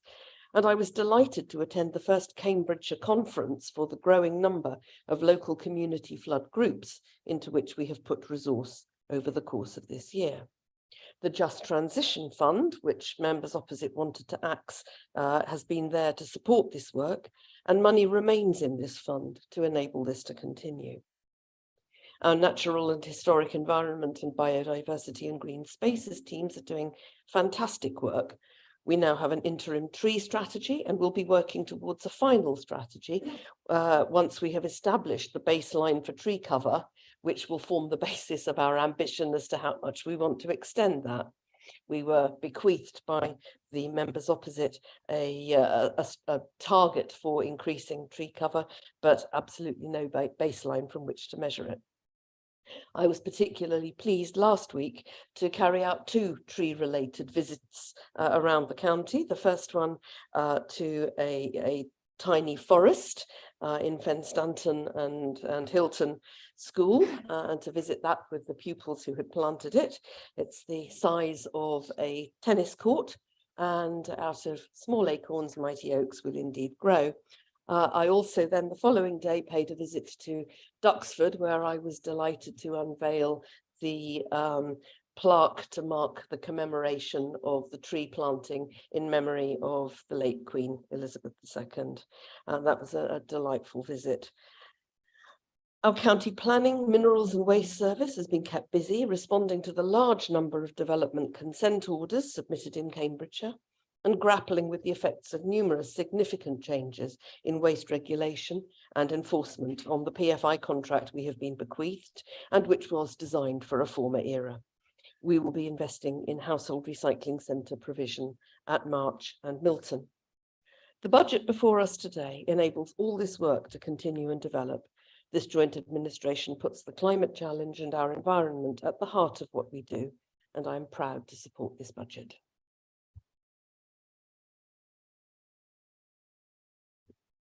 Thank you. And finally, Councillor Beckett. Thank you, Chair. Firstly, I would like to give a big thank you to our officers within Highways and Transport. This year, we've seen our key management team be completed, and officers Sue, David, John and Michael, it's great to have you on board and doing the great work that you are doing for our county.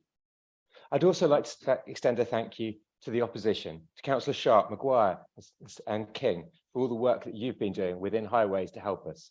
I know that we might not always agree, but it is really good to know that we're all working in the same direction within Highways, and I really appreciate that. Obviously, I also need to extend a thank you to the Joint Administration and members of it that have been working so hard, both within the Highways Committee, but also outside of it. We've seen Councillor Murphy's motion on the A14 trees, or Councillor Slatter's motion on 20 miles an hour in new builds. It's really great to see councillors getting involved in highways and bringing forward these really important issues. It's been quite a year in highways. We've seen some of the highest inflation rates of any of the services. Our street lighting budgets have more than doubled, and in some places we've seen over 30% inflation on material costs. That has led to some very strong challenges, and I'm very proud to see that the Highways Department has coped with these and continued to deliver services in these very, very difficult times.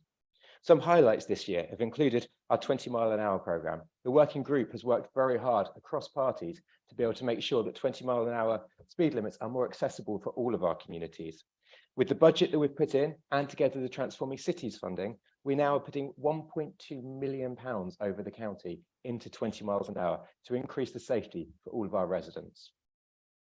LHIs, we've done a lot of work this year on LHIs and making the process fairer so that our communities can get those local highways improvements that they consider most important in a very fair, bottom-up way. It is so vital to our communities that they are able to influence the highways in their area. Starship. I never thought I'd be doing this, but as Chair of Highways, I can now say that we have autonomous delivery vehicles active on the streets of Cambridgeshire.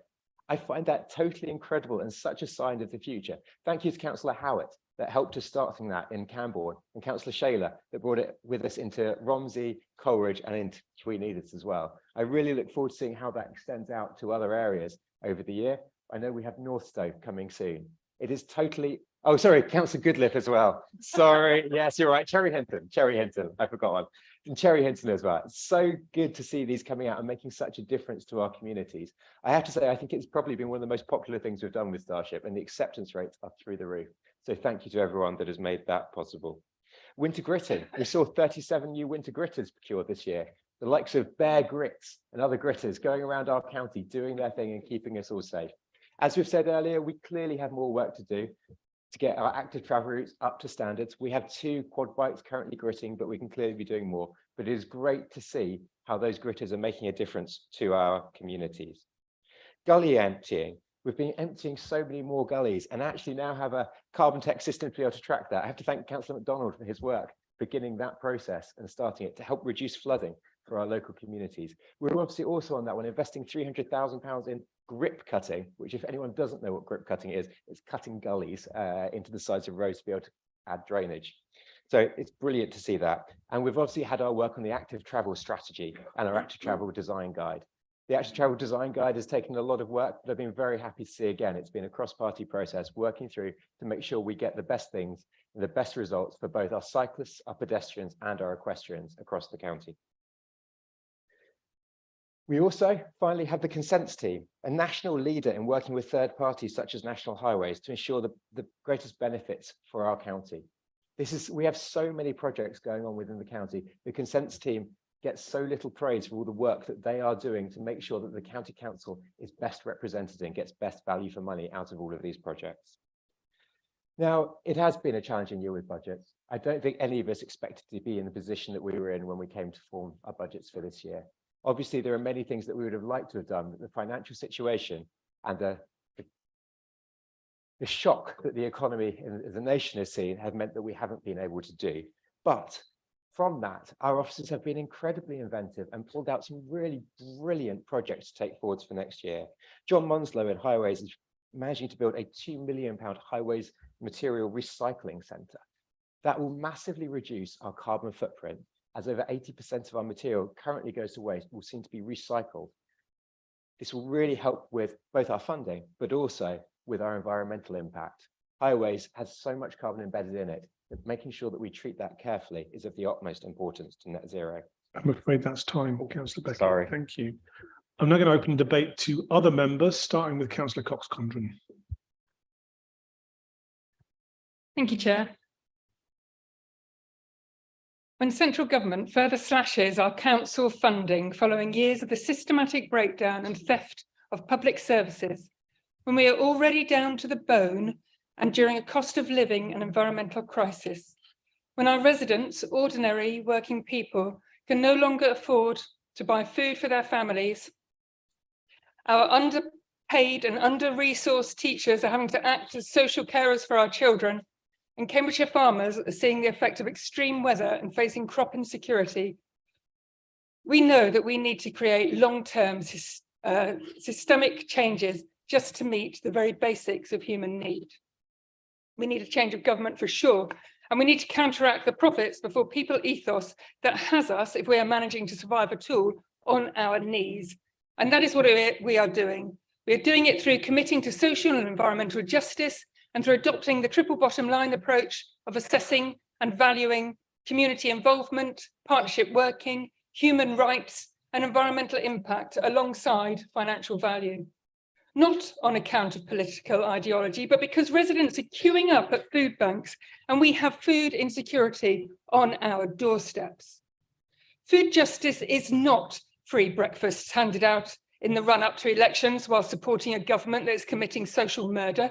It is wide, long-term systemic change, such as what is being developed through the food equalities partnership work, we commissioned Cambridge Sustainable Food to pioneer, working in collaboration with our officers and partners across the county. And I'm very proud of the delivery of the Household Support Fund to give emergency financial aid to our residents in need, but we are also broadening that offer through partnership working by investing £300,000 of it into a contract with the Citizens Advice Bureau to support the work that they are doing so that residents can access benefits, best tariffs and maximise income.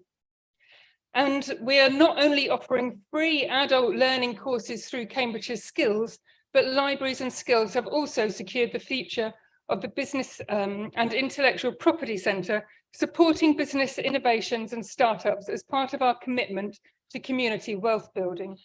A system nurturing strong and resilient communities, working to keep wealth and resources local, creating jobs and economic opportunities, improving access to goods and services, and truly strengthening local economics.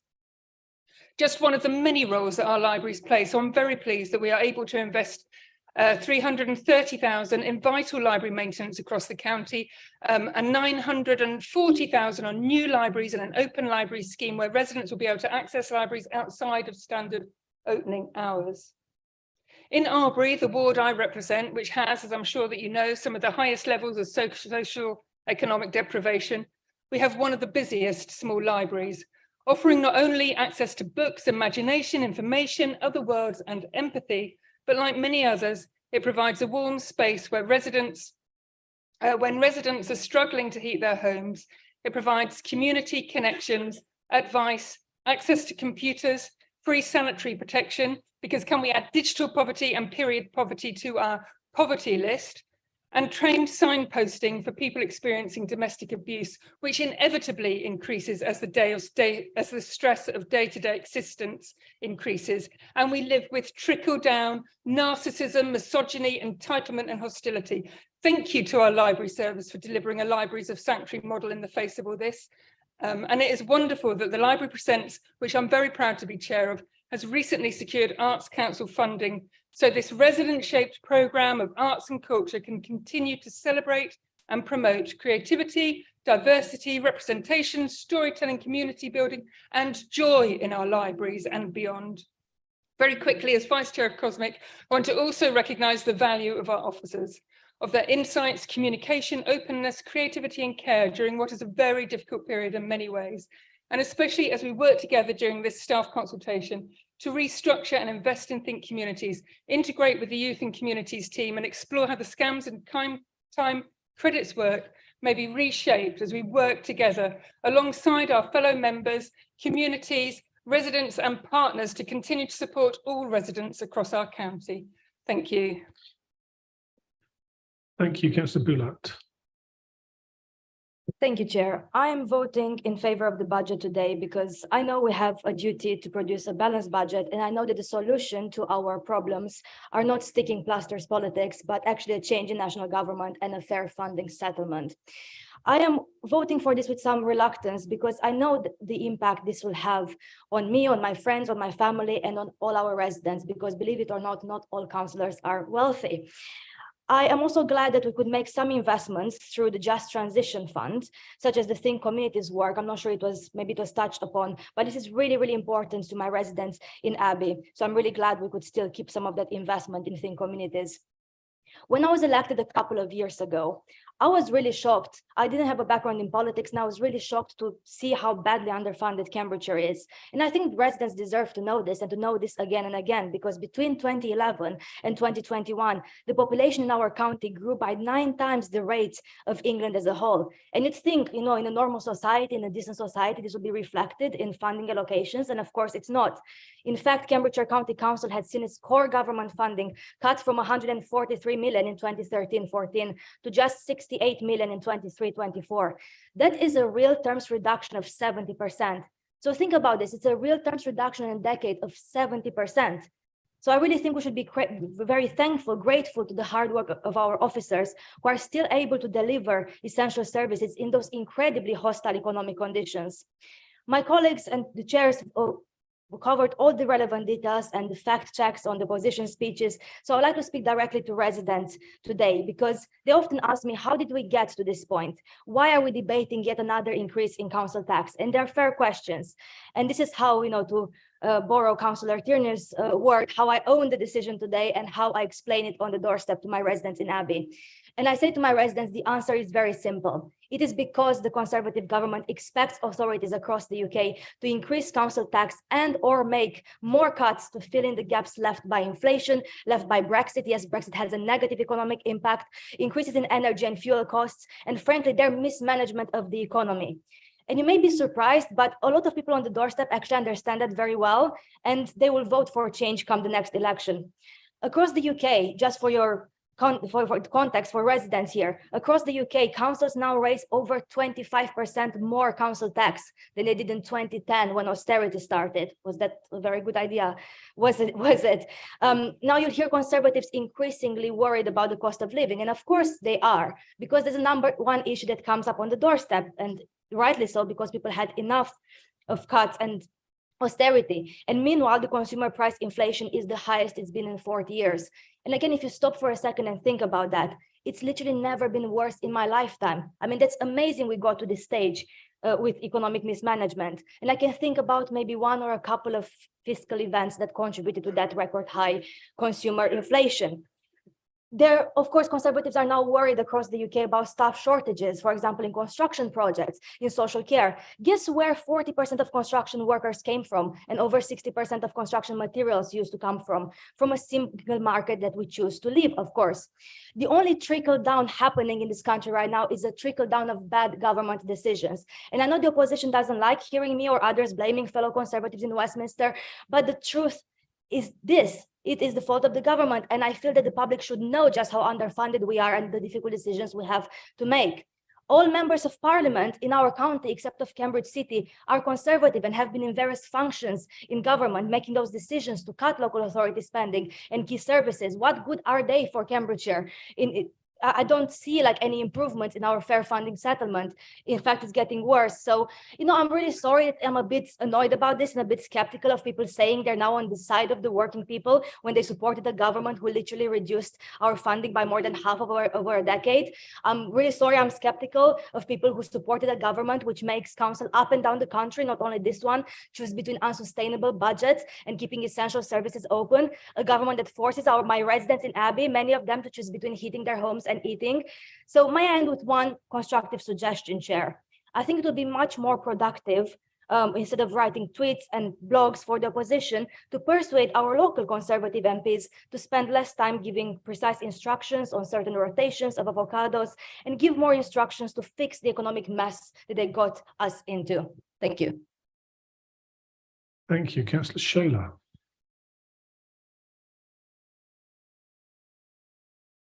Thank you, Chair. I really don't like ironing trousers. I'm wearing this kit in solidarity with our road teams, in recognition of the heroic efforts currently in all weathers and conditions. They really do us proud. It matters to us. When people are afflicted by rural transport poverty, it matters to us all.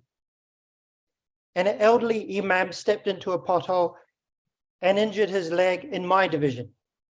But it matters to all of us because that's who we are and why we are here. Yet Westminster has failed us in local government. We are hamstrung by a central government with other priorities. I look around and I don't see any oligarchs here. I want to thank Councillor Beckett and the rest of the Highways Committee for all of the work that we've put in this year. We have to recognize that it takes a long time, 25 years, for bitumen to oxidize and to become brittle and need replacing. When it is not replaced, it fails. And this is what has been happening to more and more of our highway, especially over the past 12 years of austerity. Underinvestment in our infrastructure that connects us and allows the real economy to grow and thrive. Our people have increasingly been going from attempting to contribute more to the real economy to attempting to put food on the table. But back to roads. You cannot get a pothole without a pre-existing fault. We know that it is dangerous and expensive to wait until the asset fails before fixing it. But we have a mountain to climb to get back to proper stitch-in-time maintenance. Meanwhile, with new ways to use data, we are clawing it back. Targeted interventions in the summer, reduce potholes in the winter. We have a great team in highways, and we are funding new apprentices. Our offices are innovative, recycling existing road materials and looking for new materials, graphene. And as we transition away from fossil fuels, bitumen will go from the current super inflation to unobtainable. We need to change what we build our roads of. We are also reducing energy costs across the board. We're putting 6 million into replacing our street lights with LED lights, and this will save electricity in perpetuity. Not to mention, we are putting together our ACE, Active Centre of Excellence. I do thank members opposite for recognizing the need for more funding in highways.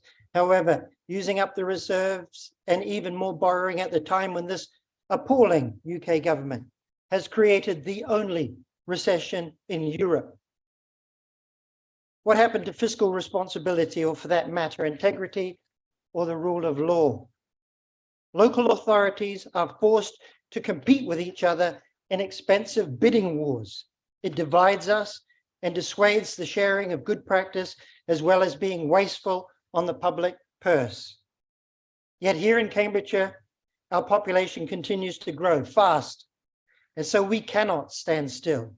We need new and more ways to get around, alternatives, active and passenger, replacing rural and city buses lost as a result of privatization.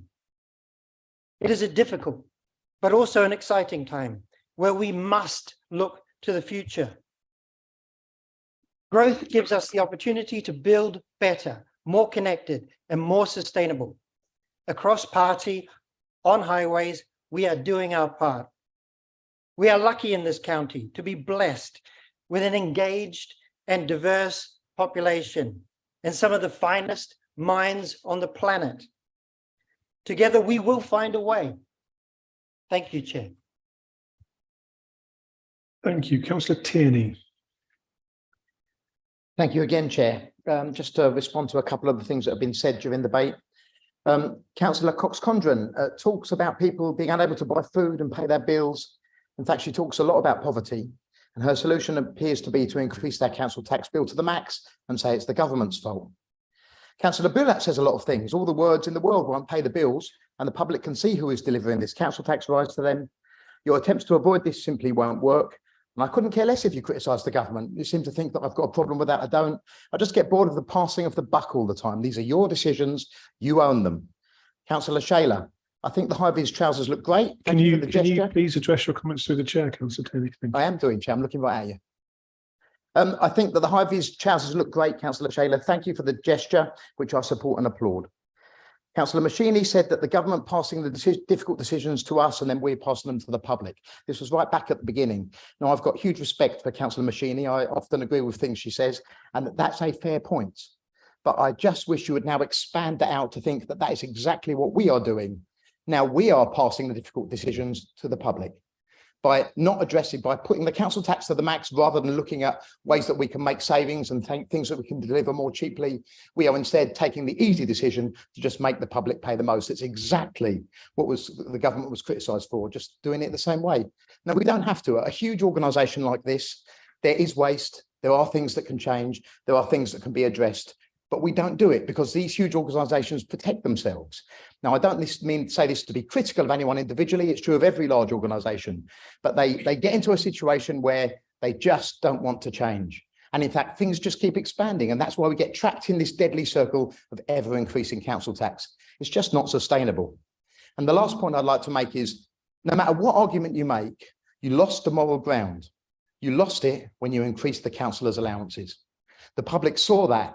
Now, there was a saving you could have made. It might be a drop in the ocean, but you chose to give yourselves a rise, and now you're choosing to tax the public to the max. And that's just the truth. Thank you. Thank you. Councillor Gay.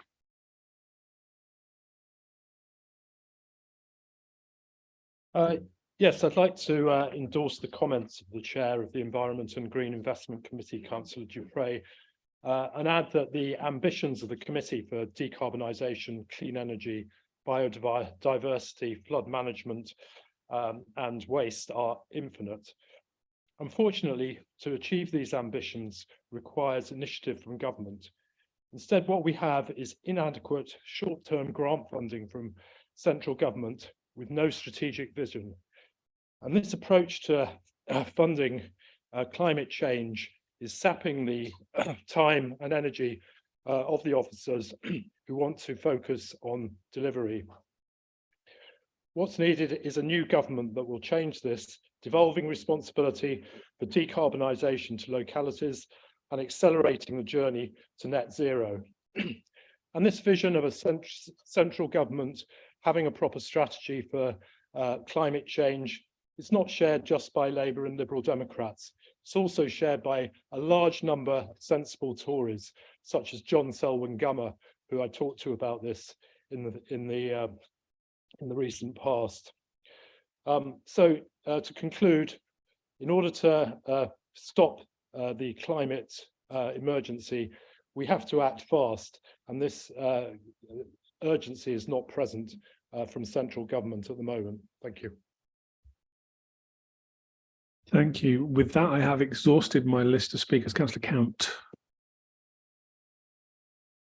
Thank you, Chair. I thought it was appropriate I come in near the end, try and raise a few points. I heard a lot earlier on about not liking my maths, particularly during the amendment. And I'd just like to point out that, of course, the amendments are submitted and worked out alongside our section 151 officer. So the maths was absolutely fluent and correct.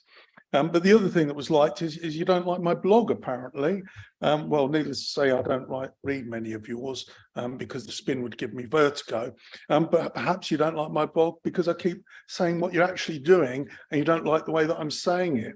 So, for example, I mentioned earlier on your £700,000 real terms cut to highways maintenance, and yet we've had speaker after speaker just talk about investments in highways.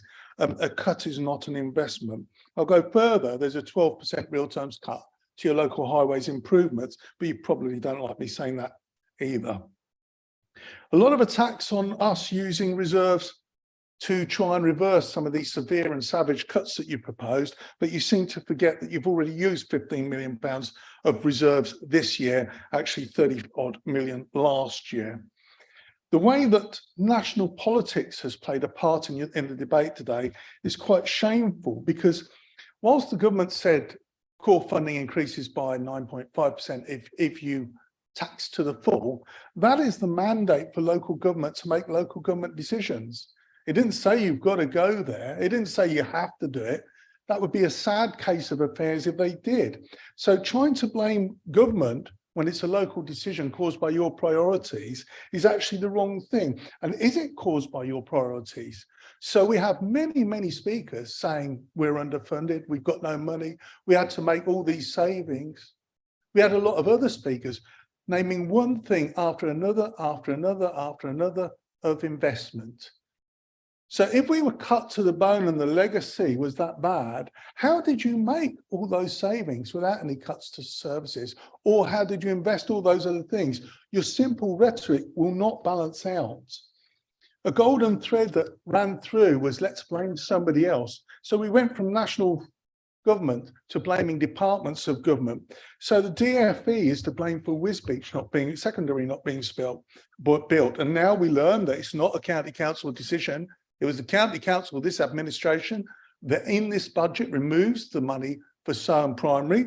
But apparently the reason it's not this county council, it's actually the DFE that's at fault. And the government is also at fault for removing the non-statutory delivery of services in the SEND budget. special educational needs and disabilities. But that's okay because it's actually in the wrong budget line. It's not send anyway. And DFE kind of don't give us any money and nobody will notice it. That's gone anyway. Complained about tax to the max. We've done it before. The Conservatives done it before. Therefore, it's okay for you to do it now. I covered this at the start of my talk earlier on. So just to reiterate, it is not a go-to position. It is not where you start your budget from.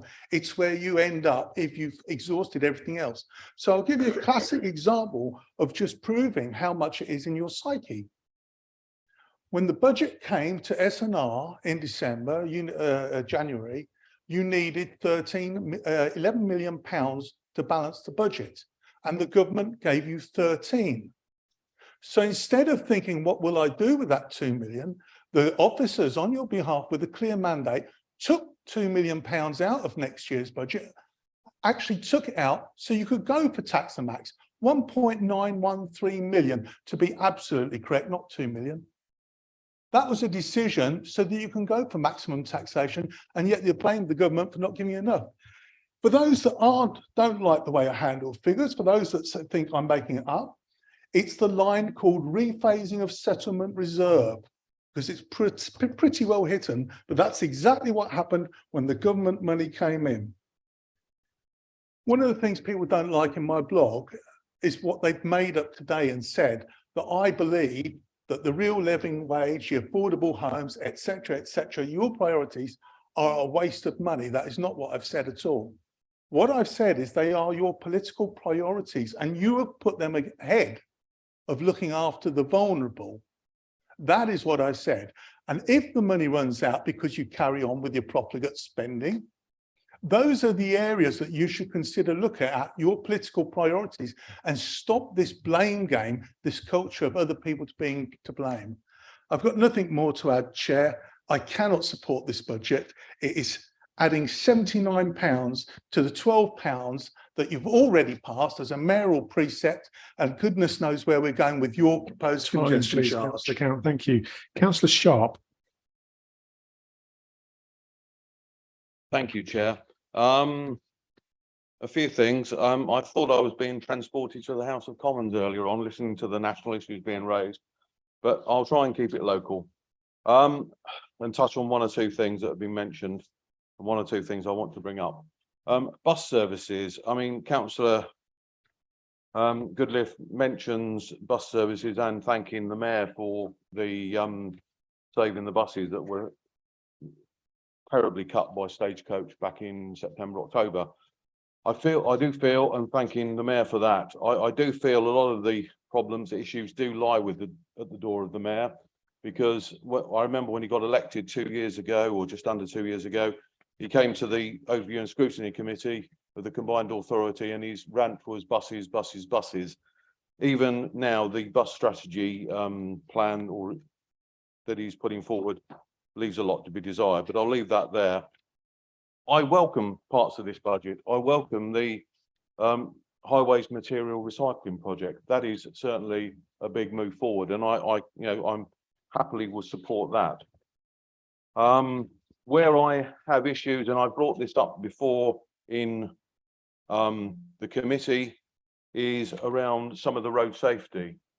In terms of, we've got 600,000 in road safety. We've then got the LHI of 895, I think it is. I think we've got to focus less on pots of money, more on an overall plan to actually bring all those together, because LHI is mainly around road safety. So I think we need to include those as part of a big, maybe look at how we're funding it. And then the issue we have obviously is with the flatline funding going across, that is going to be a cut in the bids that parishes will be able to get, because obviously that amount of money won't stretch further. So there is a cut to it there. And the final thing is in terms of, and I know some of these may be for good reasons, but looking at the delay of some of the capital projects, the B1050 was mentioned. You've got the Wheatsheaf Crossroads, and there's one in my ward. I know the one in my ward, to be fair to officers, is something to a large extent outside our control, but we need to be getting on with those things, because at the heart of it, we've got to try and make our roads as safe as we can for all residents, wherever they live. Thank you, Chair. Thank you, Councillor Goldsack.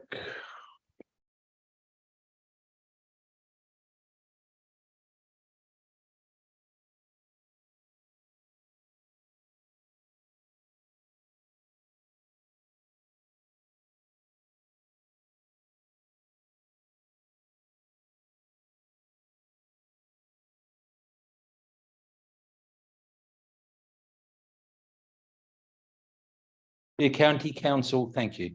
Your job as the county council admin is to make the very best you can for the residents of county, not to spend 2 years blaming everybody else, but to do the best you can.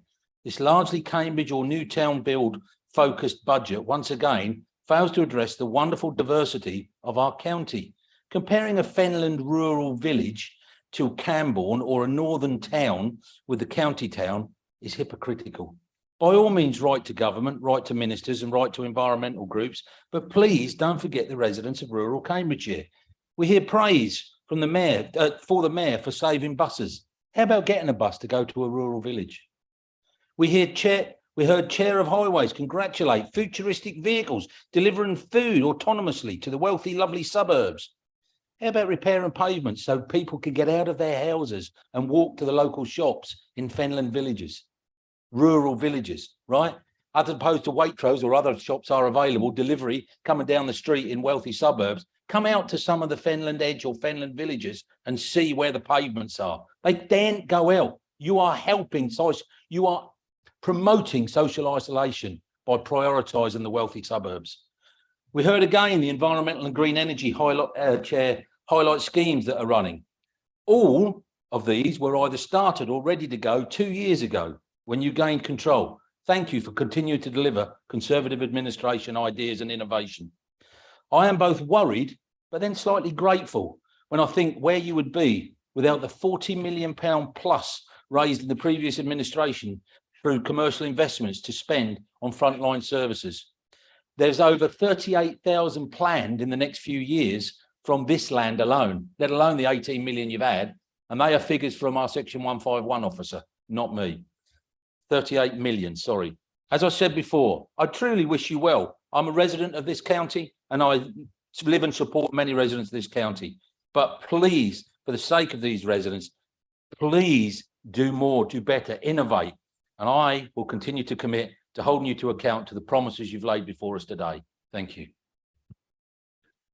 Thank you. I don't have anybody else registered to speak, so I'm going to move to Councillor Machini. Seems a long time ago you seconded this, but Thank you very much. No, that's fine. I didn't mind waiting.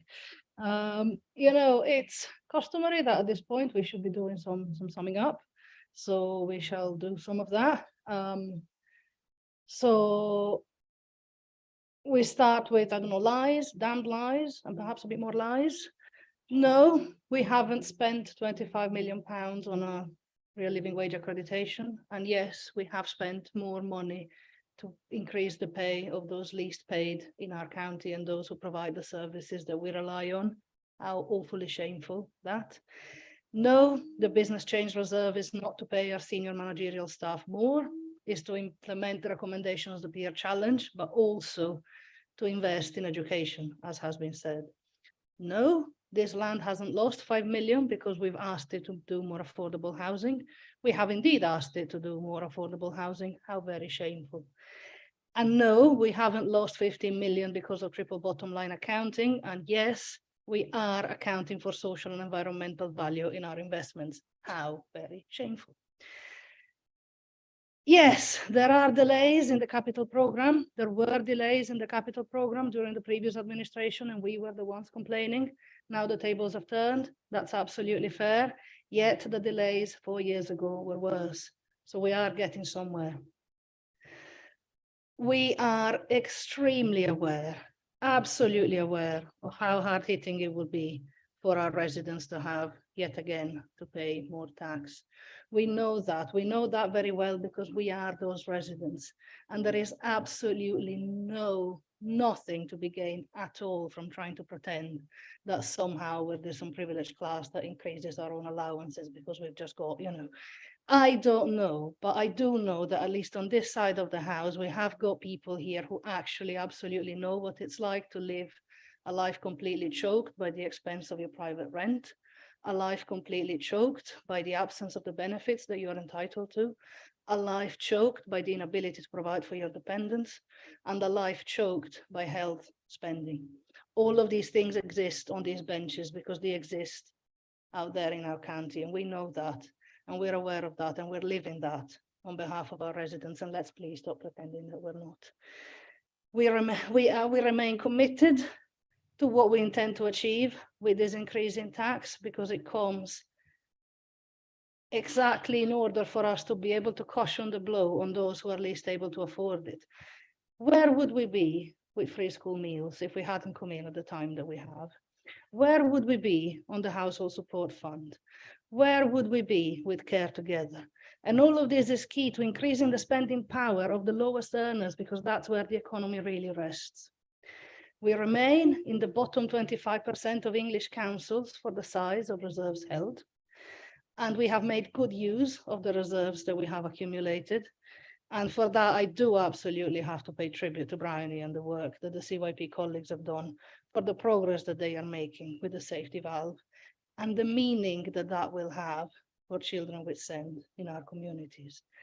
This time last year, I described projections of inflation at 7% as terrifying.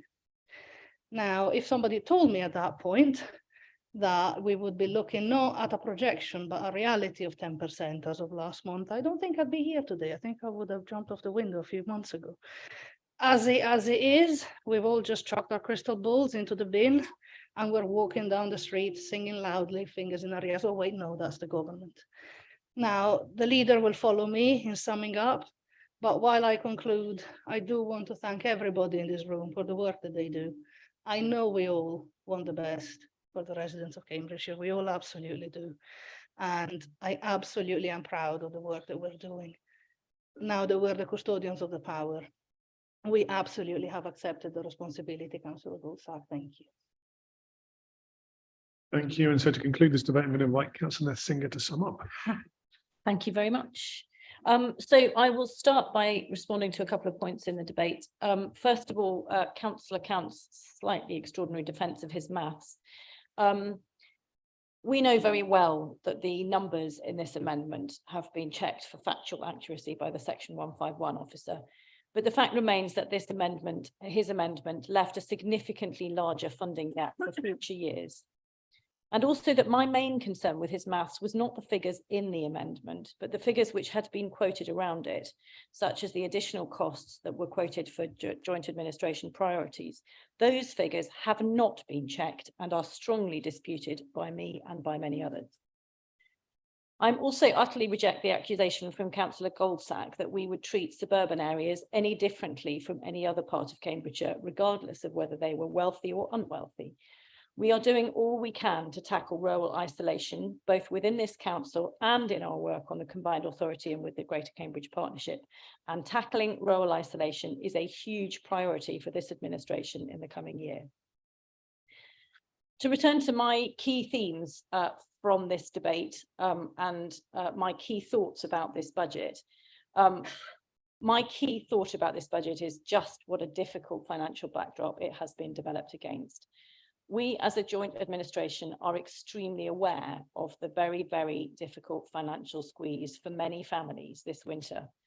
This budget reflects our concern and our determination to help families with children entitled to free school meals and to help, and a continuing commitment to ensure that our lowest paid care workers get the real living wage.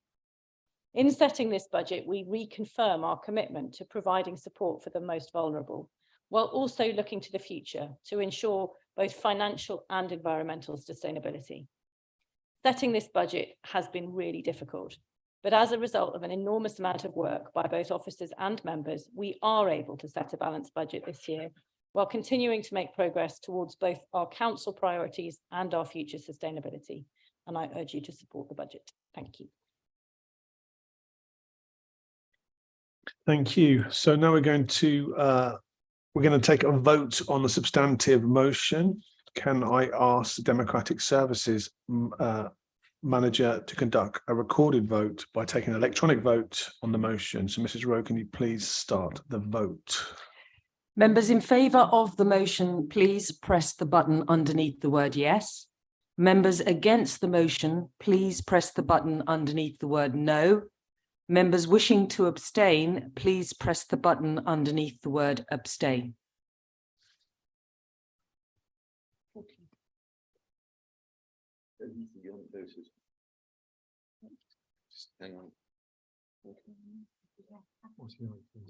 Yeah. Chair, I'm now closing the vote and my deputy will announce the result. Thank you. The result of the vote is as follows: 31 in favour, 18 against, and no abstentions. Therefore, the motion is carried. Thank you. So next is item 7, recommendations to full council from the Strategy and Resources Committee Treasury Management Report Q2 update 22-23, which was discussed by Strategy and Resources on the 16th of December 2022. Can I ask the Chair of the Strategy and Resources Committee, Councillor Nethsinger, to move that the recommendations set out on page 2 of the Council agenda be adopted, and ask her Vice Chair, Councillor Mashini, to second? Happy to do that. Equally happy to second. So I'm going to move to debate if anybody would like to talk on this topic. Can't see any hands. Therefore, we're going to, well, I don't think we need to vote unless there's any dissension. I think we can take that as recommended receive recommendations. We vote to receive the recommendations. Is that what we're doing? Yes. Thank you. Thank you very much. Item number 8 is committee's allocation of seats and substitutes to political groups in accordance with political balance rules. So I'm going to move this motion. So I move that the allocation of seats and substitutes on the committees to political groups in accordance with the political balance rules as set out in the report be approved. I understand that there have been some changes to representatives since the publication of the agenda, but this does not require council approval, and we're simply going to vote on the allocation of seats. Do I have a seconder? Seconded, Chair. Anybody like to speak to this? So we're going to move to the vote. All those in favour, raise your hand.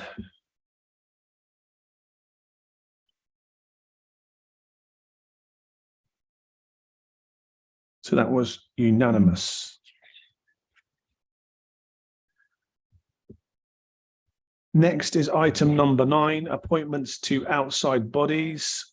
I move as chair of the council that Councillor Doug Dew be appointed as the Liberal Democrat representative to the Cambridgeshire and Peterborough Fire Authority. Can I ask my vice chair to second that? So seconded, Chair. Anybody would like to debate that point? Then we'll move to the vote. All those in favour, raise your hands.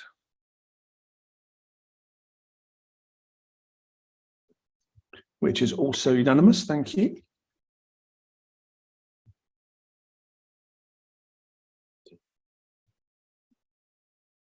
Next, we consider item 10A as set out in the agenda, Cambridgeshire and Peterborough Combined Authority and Overview and Scrutiny Committee oral questions, which will be dealt with in accordance with the protocol set out in Annex 1 of Part 4.1 of the Council Procedures Rules of the Council's Constitution. The generic report summarising decisions made by the combined authorities formal committees was circulated separately to ensure that it was as up to date as possible. It was circulated to members and published on the website on the 1st of February 2023. Can you please raise your hand now if you wish to ask a question of Councillor Nethsinger, the council's appointee on the board? You have 2 minutes in which to ask a question and 1 for each supplementary question. Councillor Boulat. Thank you, Chair. I was really glad to see the mayor saving the last round of routes cut by Stagecoach, such as the number 11 bus, which many of my residents use from Abbey towards Newmarket, that route, which actually seems, I have to say, seems more reliable today, using it myself with the new provider. However, some of my residents, in fact, many of my residents are concerned that we'll be back in the exact same situation, losing the number 11 and number 12 and other bus routes later on in the spring. So my question is quite simple. What guarantees could we give as local members to our residents on the longer term solutions to keeping those bus routes open, reliable and efficient? Thank you. Thank you very much for the question. So I think we were all deeply concerned when Stagecoach announced the extent of their cuts to bus routes in the autumn. And it was a great relief that the Combined Authority were able to preserve a number of those routes. The decisions by the Combined Authority in their budget decision making, I think last week, although the weeks slipped by remarkably fast, so it may have been the one before, has meant that there is now enough money in the Combined Authority's budget to continue with those routes for the coming year. But I think there is also widespread recognition, both at the Combined Authority and here, and certainly I feel that the current situation with bus services is not satisfactory for the long term, and that we do need to find ways to make sure that we can provide residents with a long-term and reliable bus service, and one which is designed for the benefit of residents rather than for the benefit of a company like Stagecoach.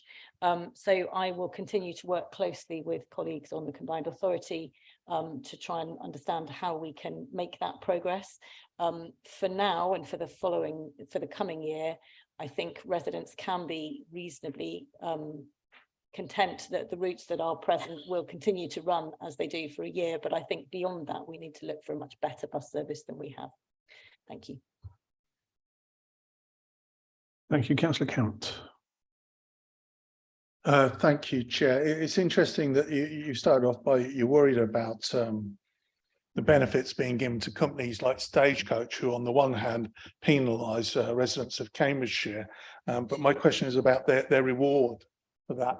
So at the Combined Authority meeting, you actually passed funding to give them as part of a funding package with GCP 30 electric buses.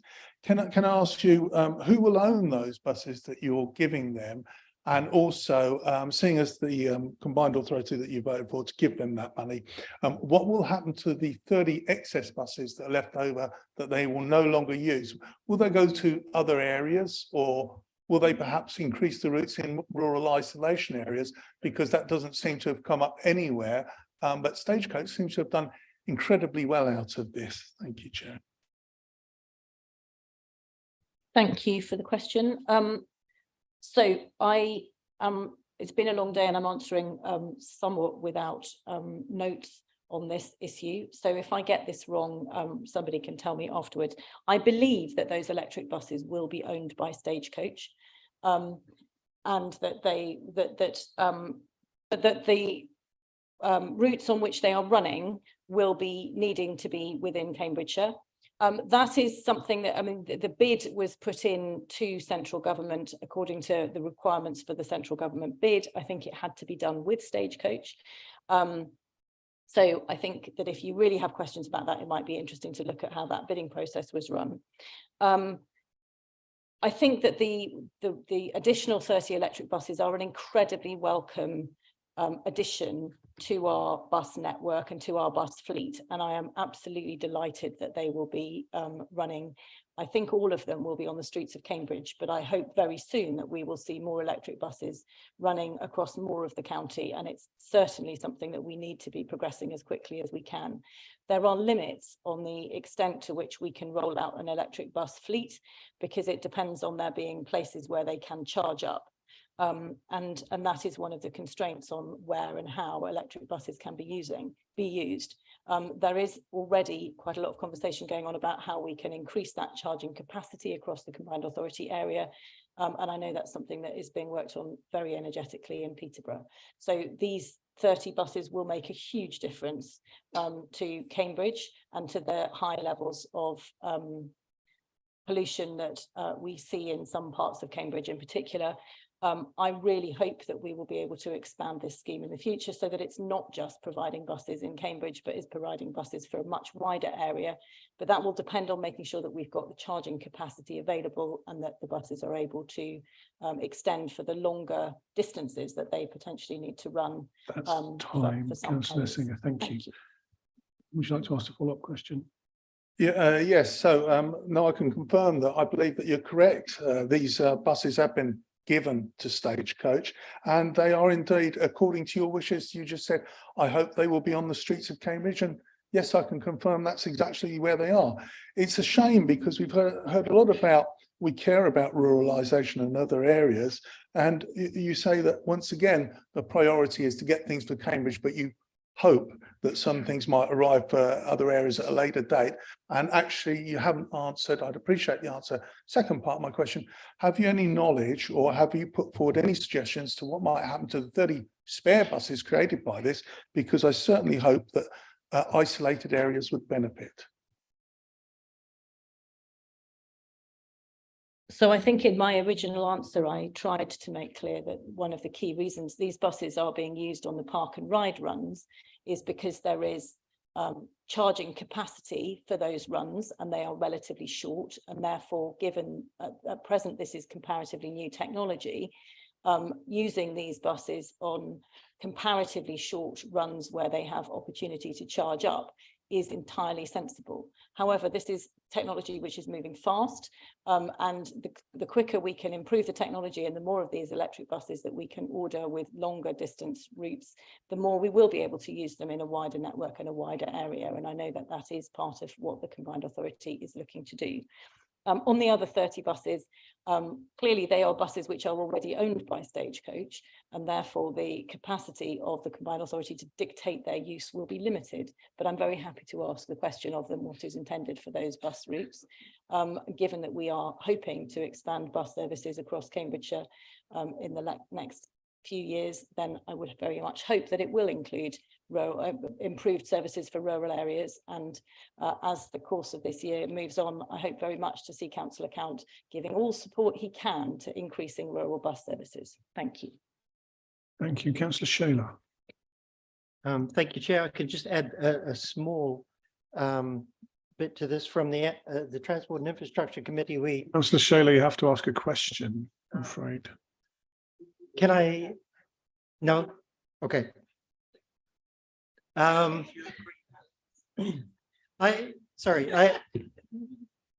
agree that the questions from Councillor Count are important, and I could add from the no. I think that's not a question, Councillor Shaler. So thank you very much for a valiant effort. That's not actually a question. Councillor Count, you've already asked. I think you can ask again. Yeah, Councillor Count. Yeah, my understanding is there's 15 minutes to ask questions. This one's on a similar theme, but on a different aspect. So you may remember, Councillor Netzinger, I asked you last time how much is too much for bus subsidies? Is it? What a great time for that to happen. How much is too much for bus subsidies? And I said it wasn't a figure. It wasn't actually the response of the Combined Authority Board I was looking for. It was actually your opinion on the subject. And you spent your 3 or 4 minutes telling me that you were delighted to give me your opinion on that subject. And it might have something to do with Ting, and it might have something to do with e-scooters. And we went round in a big long circle, at which I didn't get an opinion at the end, unfortunately. So I had to revisit that question. So I'm going to ask you again, bearing in mind that you now know some figures for the bus subsidies. What do you think is a cut-off point as value for money for the public, the tax-paying public, for bus subsidies at Combined Authority, which you've recently voted on? Thank you, Chair. Councillor Singer. Thank you, Councillor Count. Having spent the day with the Combined Authority discussing this at their budget session, I am now very happy to give you my opinion, which is that there should be no very clear cash decision about how much is too much for an individual journey on a bus route, because bus routes serve some communities which are very small and some communities which are very large. Sometimes they serve very vulnerable people. Sometimes they are getting children to school or not getting children to school. There are such a wide range of complex issues involved in establishing what the cost of a particular route is, that I don't think it's appropriate to give you a single figure for what an appropriate level of subsidy is. What I will say is that the figures that were produced by the Conservatives in their amendment to the Combined Authority were a work of fiction, and they make me really angry. There was a whole lot of stuff in that Conservative amendment that went to the Combined Authority about bus routes that cost £200 per journey. That was rubbish, absolute rubbish. And given the rubbish that we've had quoted in this council about costs, the misinformation coming out from the Conservative Party is getting worse and worse. And the public needs to know that they cannot trust you. Those figures that were produced were not including any of the people who use those bus services who are using concessionary fares. So by excluding all of the people using those bus services who are on concessionary fares, you are effectively saying that people over 65 do not count in their bus services. And I think that's disgraceful. Councillor Count. Yeah, thank you, Chair. Obviously, they weren't my figures. I wasn't there. I didn't produce them. I didn't make them up either. I understand they were based on officer information, but you are correct. They did not include. So they were the subsidy per return journey for the people, not including those on concessionary fares. And I think that makes a difference in two ways. I think absolutely that they count and they should be included, but also the amount of subsidy that they get is also a different route, but it's a subsidy. But that goes away from the question which I was driving at. And we know that those figures, the average one in the Conservative amendment was an £82.50 per return journey on that basis, £258 for the most expensive. Somebody's worked out adjusting for concessionary fares, it might be 200 odd, but the point I'm going to ask is, why pass a bus strategy that limits it to £12, which you voted for, and then say there's no limit? Surely actually in conflict with the actual bus strategy that you passed. So I am still shocked that Councillor Count is continuing to quote those figures, even though he recognises that they're not accurate, and I think they should stop being quoted. The £12 in the bus strategy, I think perhaps shouldn't have been in there, and maybe I should have pointed that out at the time. So if there was an element of the bus strategy that shouldn't be there, then I'm happy to go away and review that. Thank you.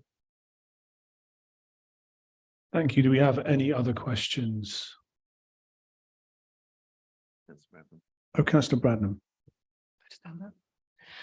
Thank you. I'd just like some confirmation that in line with the other services that we are seeking to support and continue after the end of March, that this administration is looking to support Service 9, which remained in the changes brought around by Stagecoach, but it changed the route such that it no longer serves the villages. And I'd like our confirmation that that route will be supported too through the villages. Thank you. Thank you, Councillor Bradnam. My understanding is that the service change to Service 9 will probably remain on its current route rather than the changed route. But I do absolutely understand that people who were accustomed to the previous route and want it to go through the villages would like to see it returned. And as we move forward to thinking about what a better bus network might look like altogether, I think that the need to reconnect those villages with a reasonable bus route should definitely be something that's on the agenda. Thank you.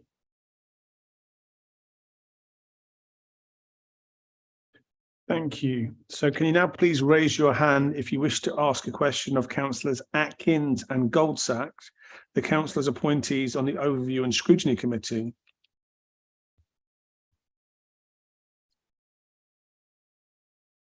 Thank you, in which case we'll move on to 10B, which is written questions under Council's Procedural 9.2, and no written questions were notified by the deadline, and that means that concludes the business for the agenda today. So thank you, members, for your contributions, and for people watching on YouTube at home. Thank you very much.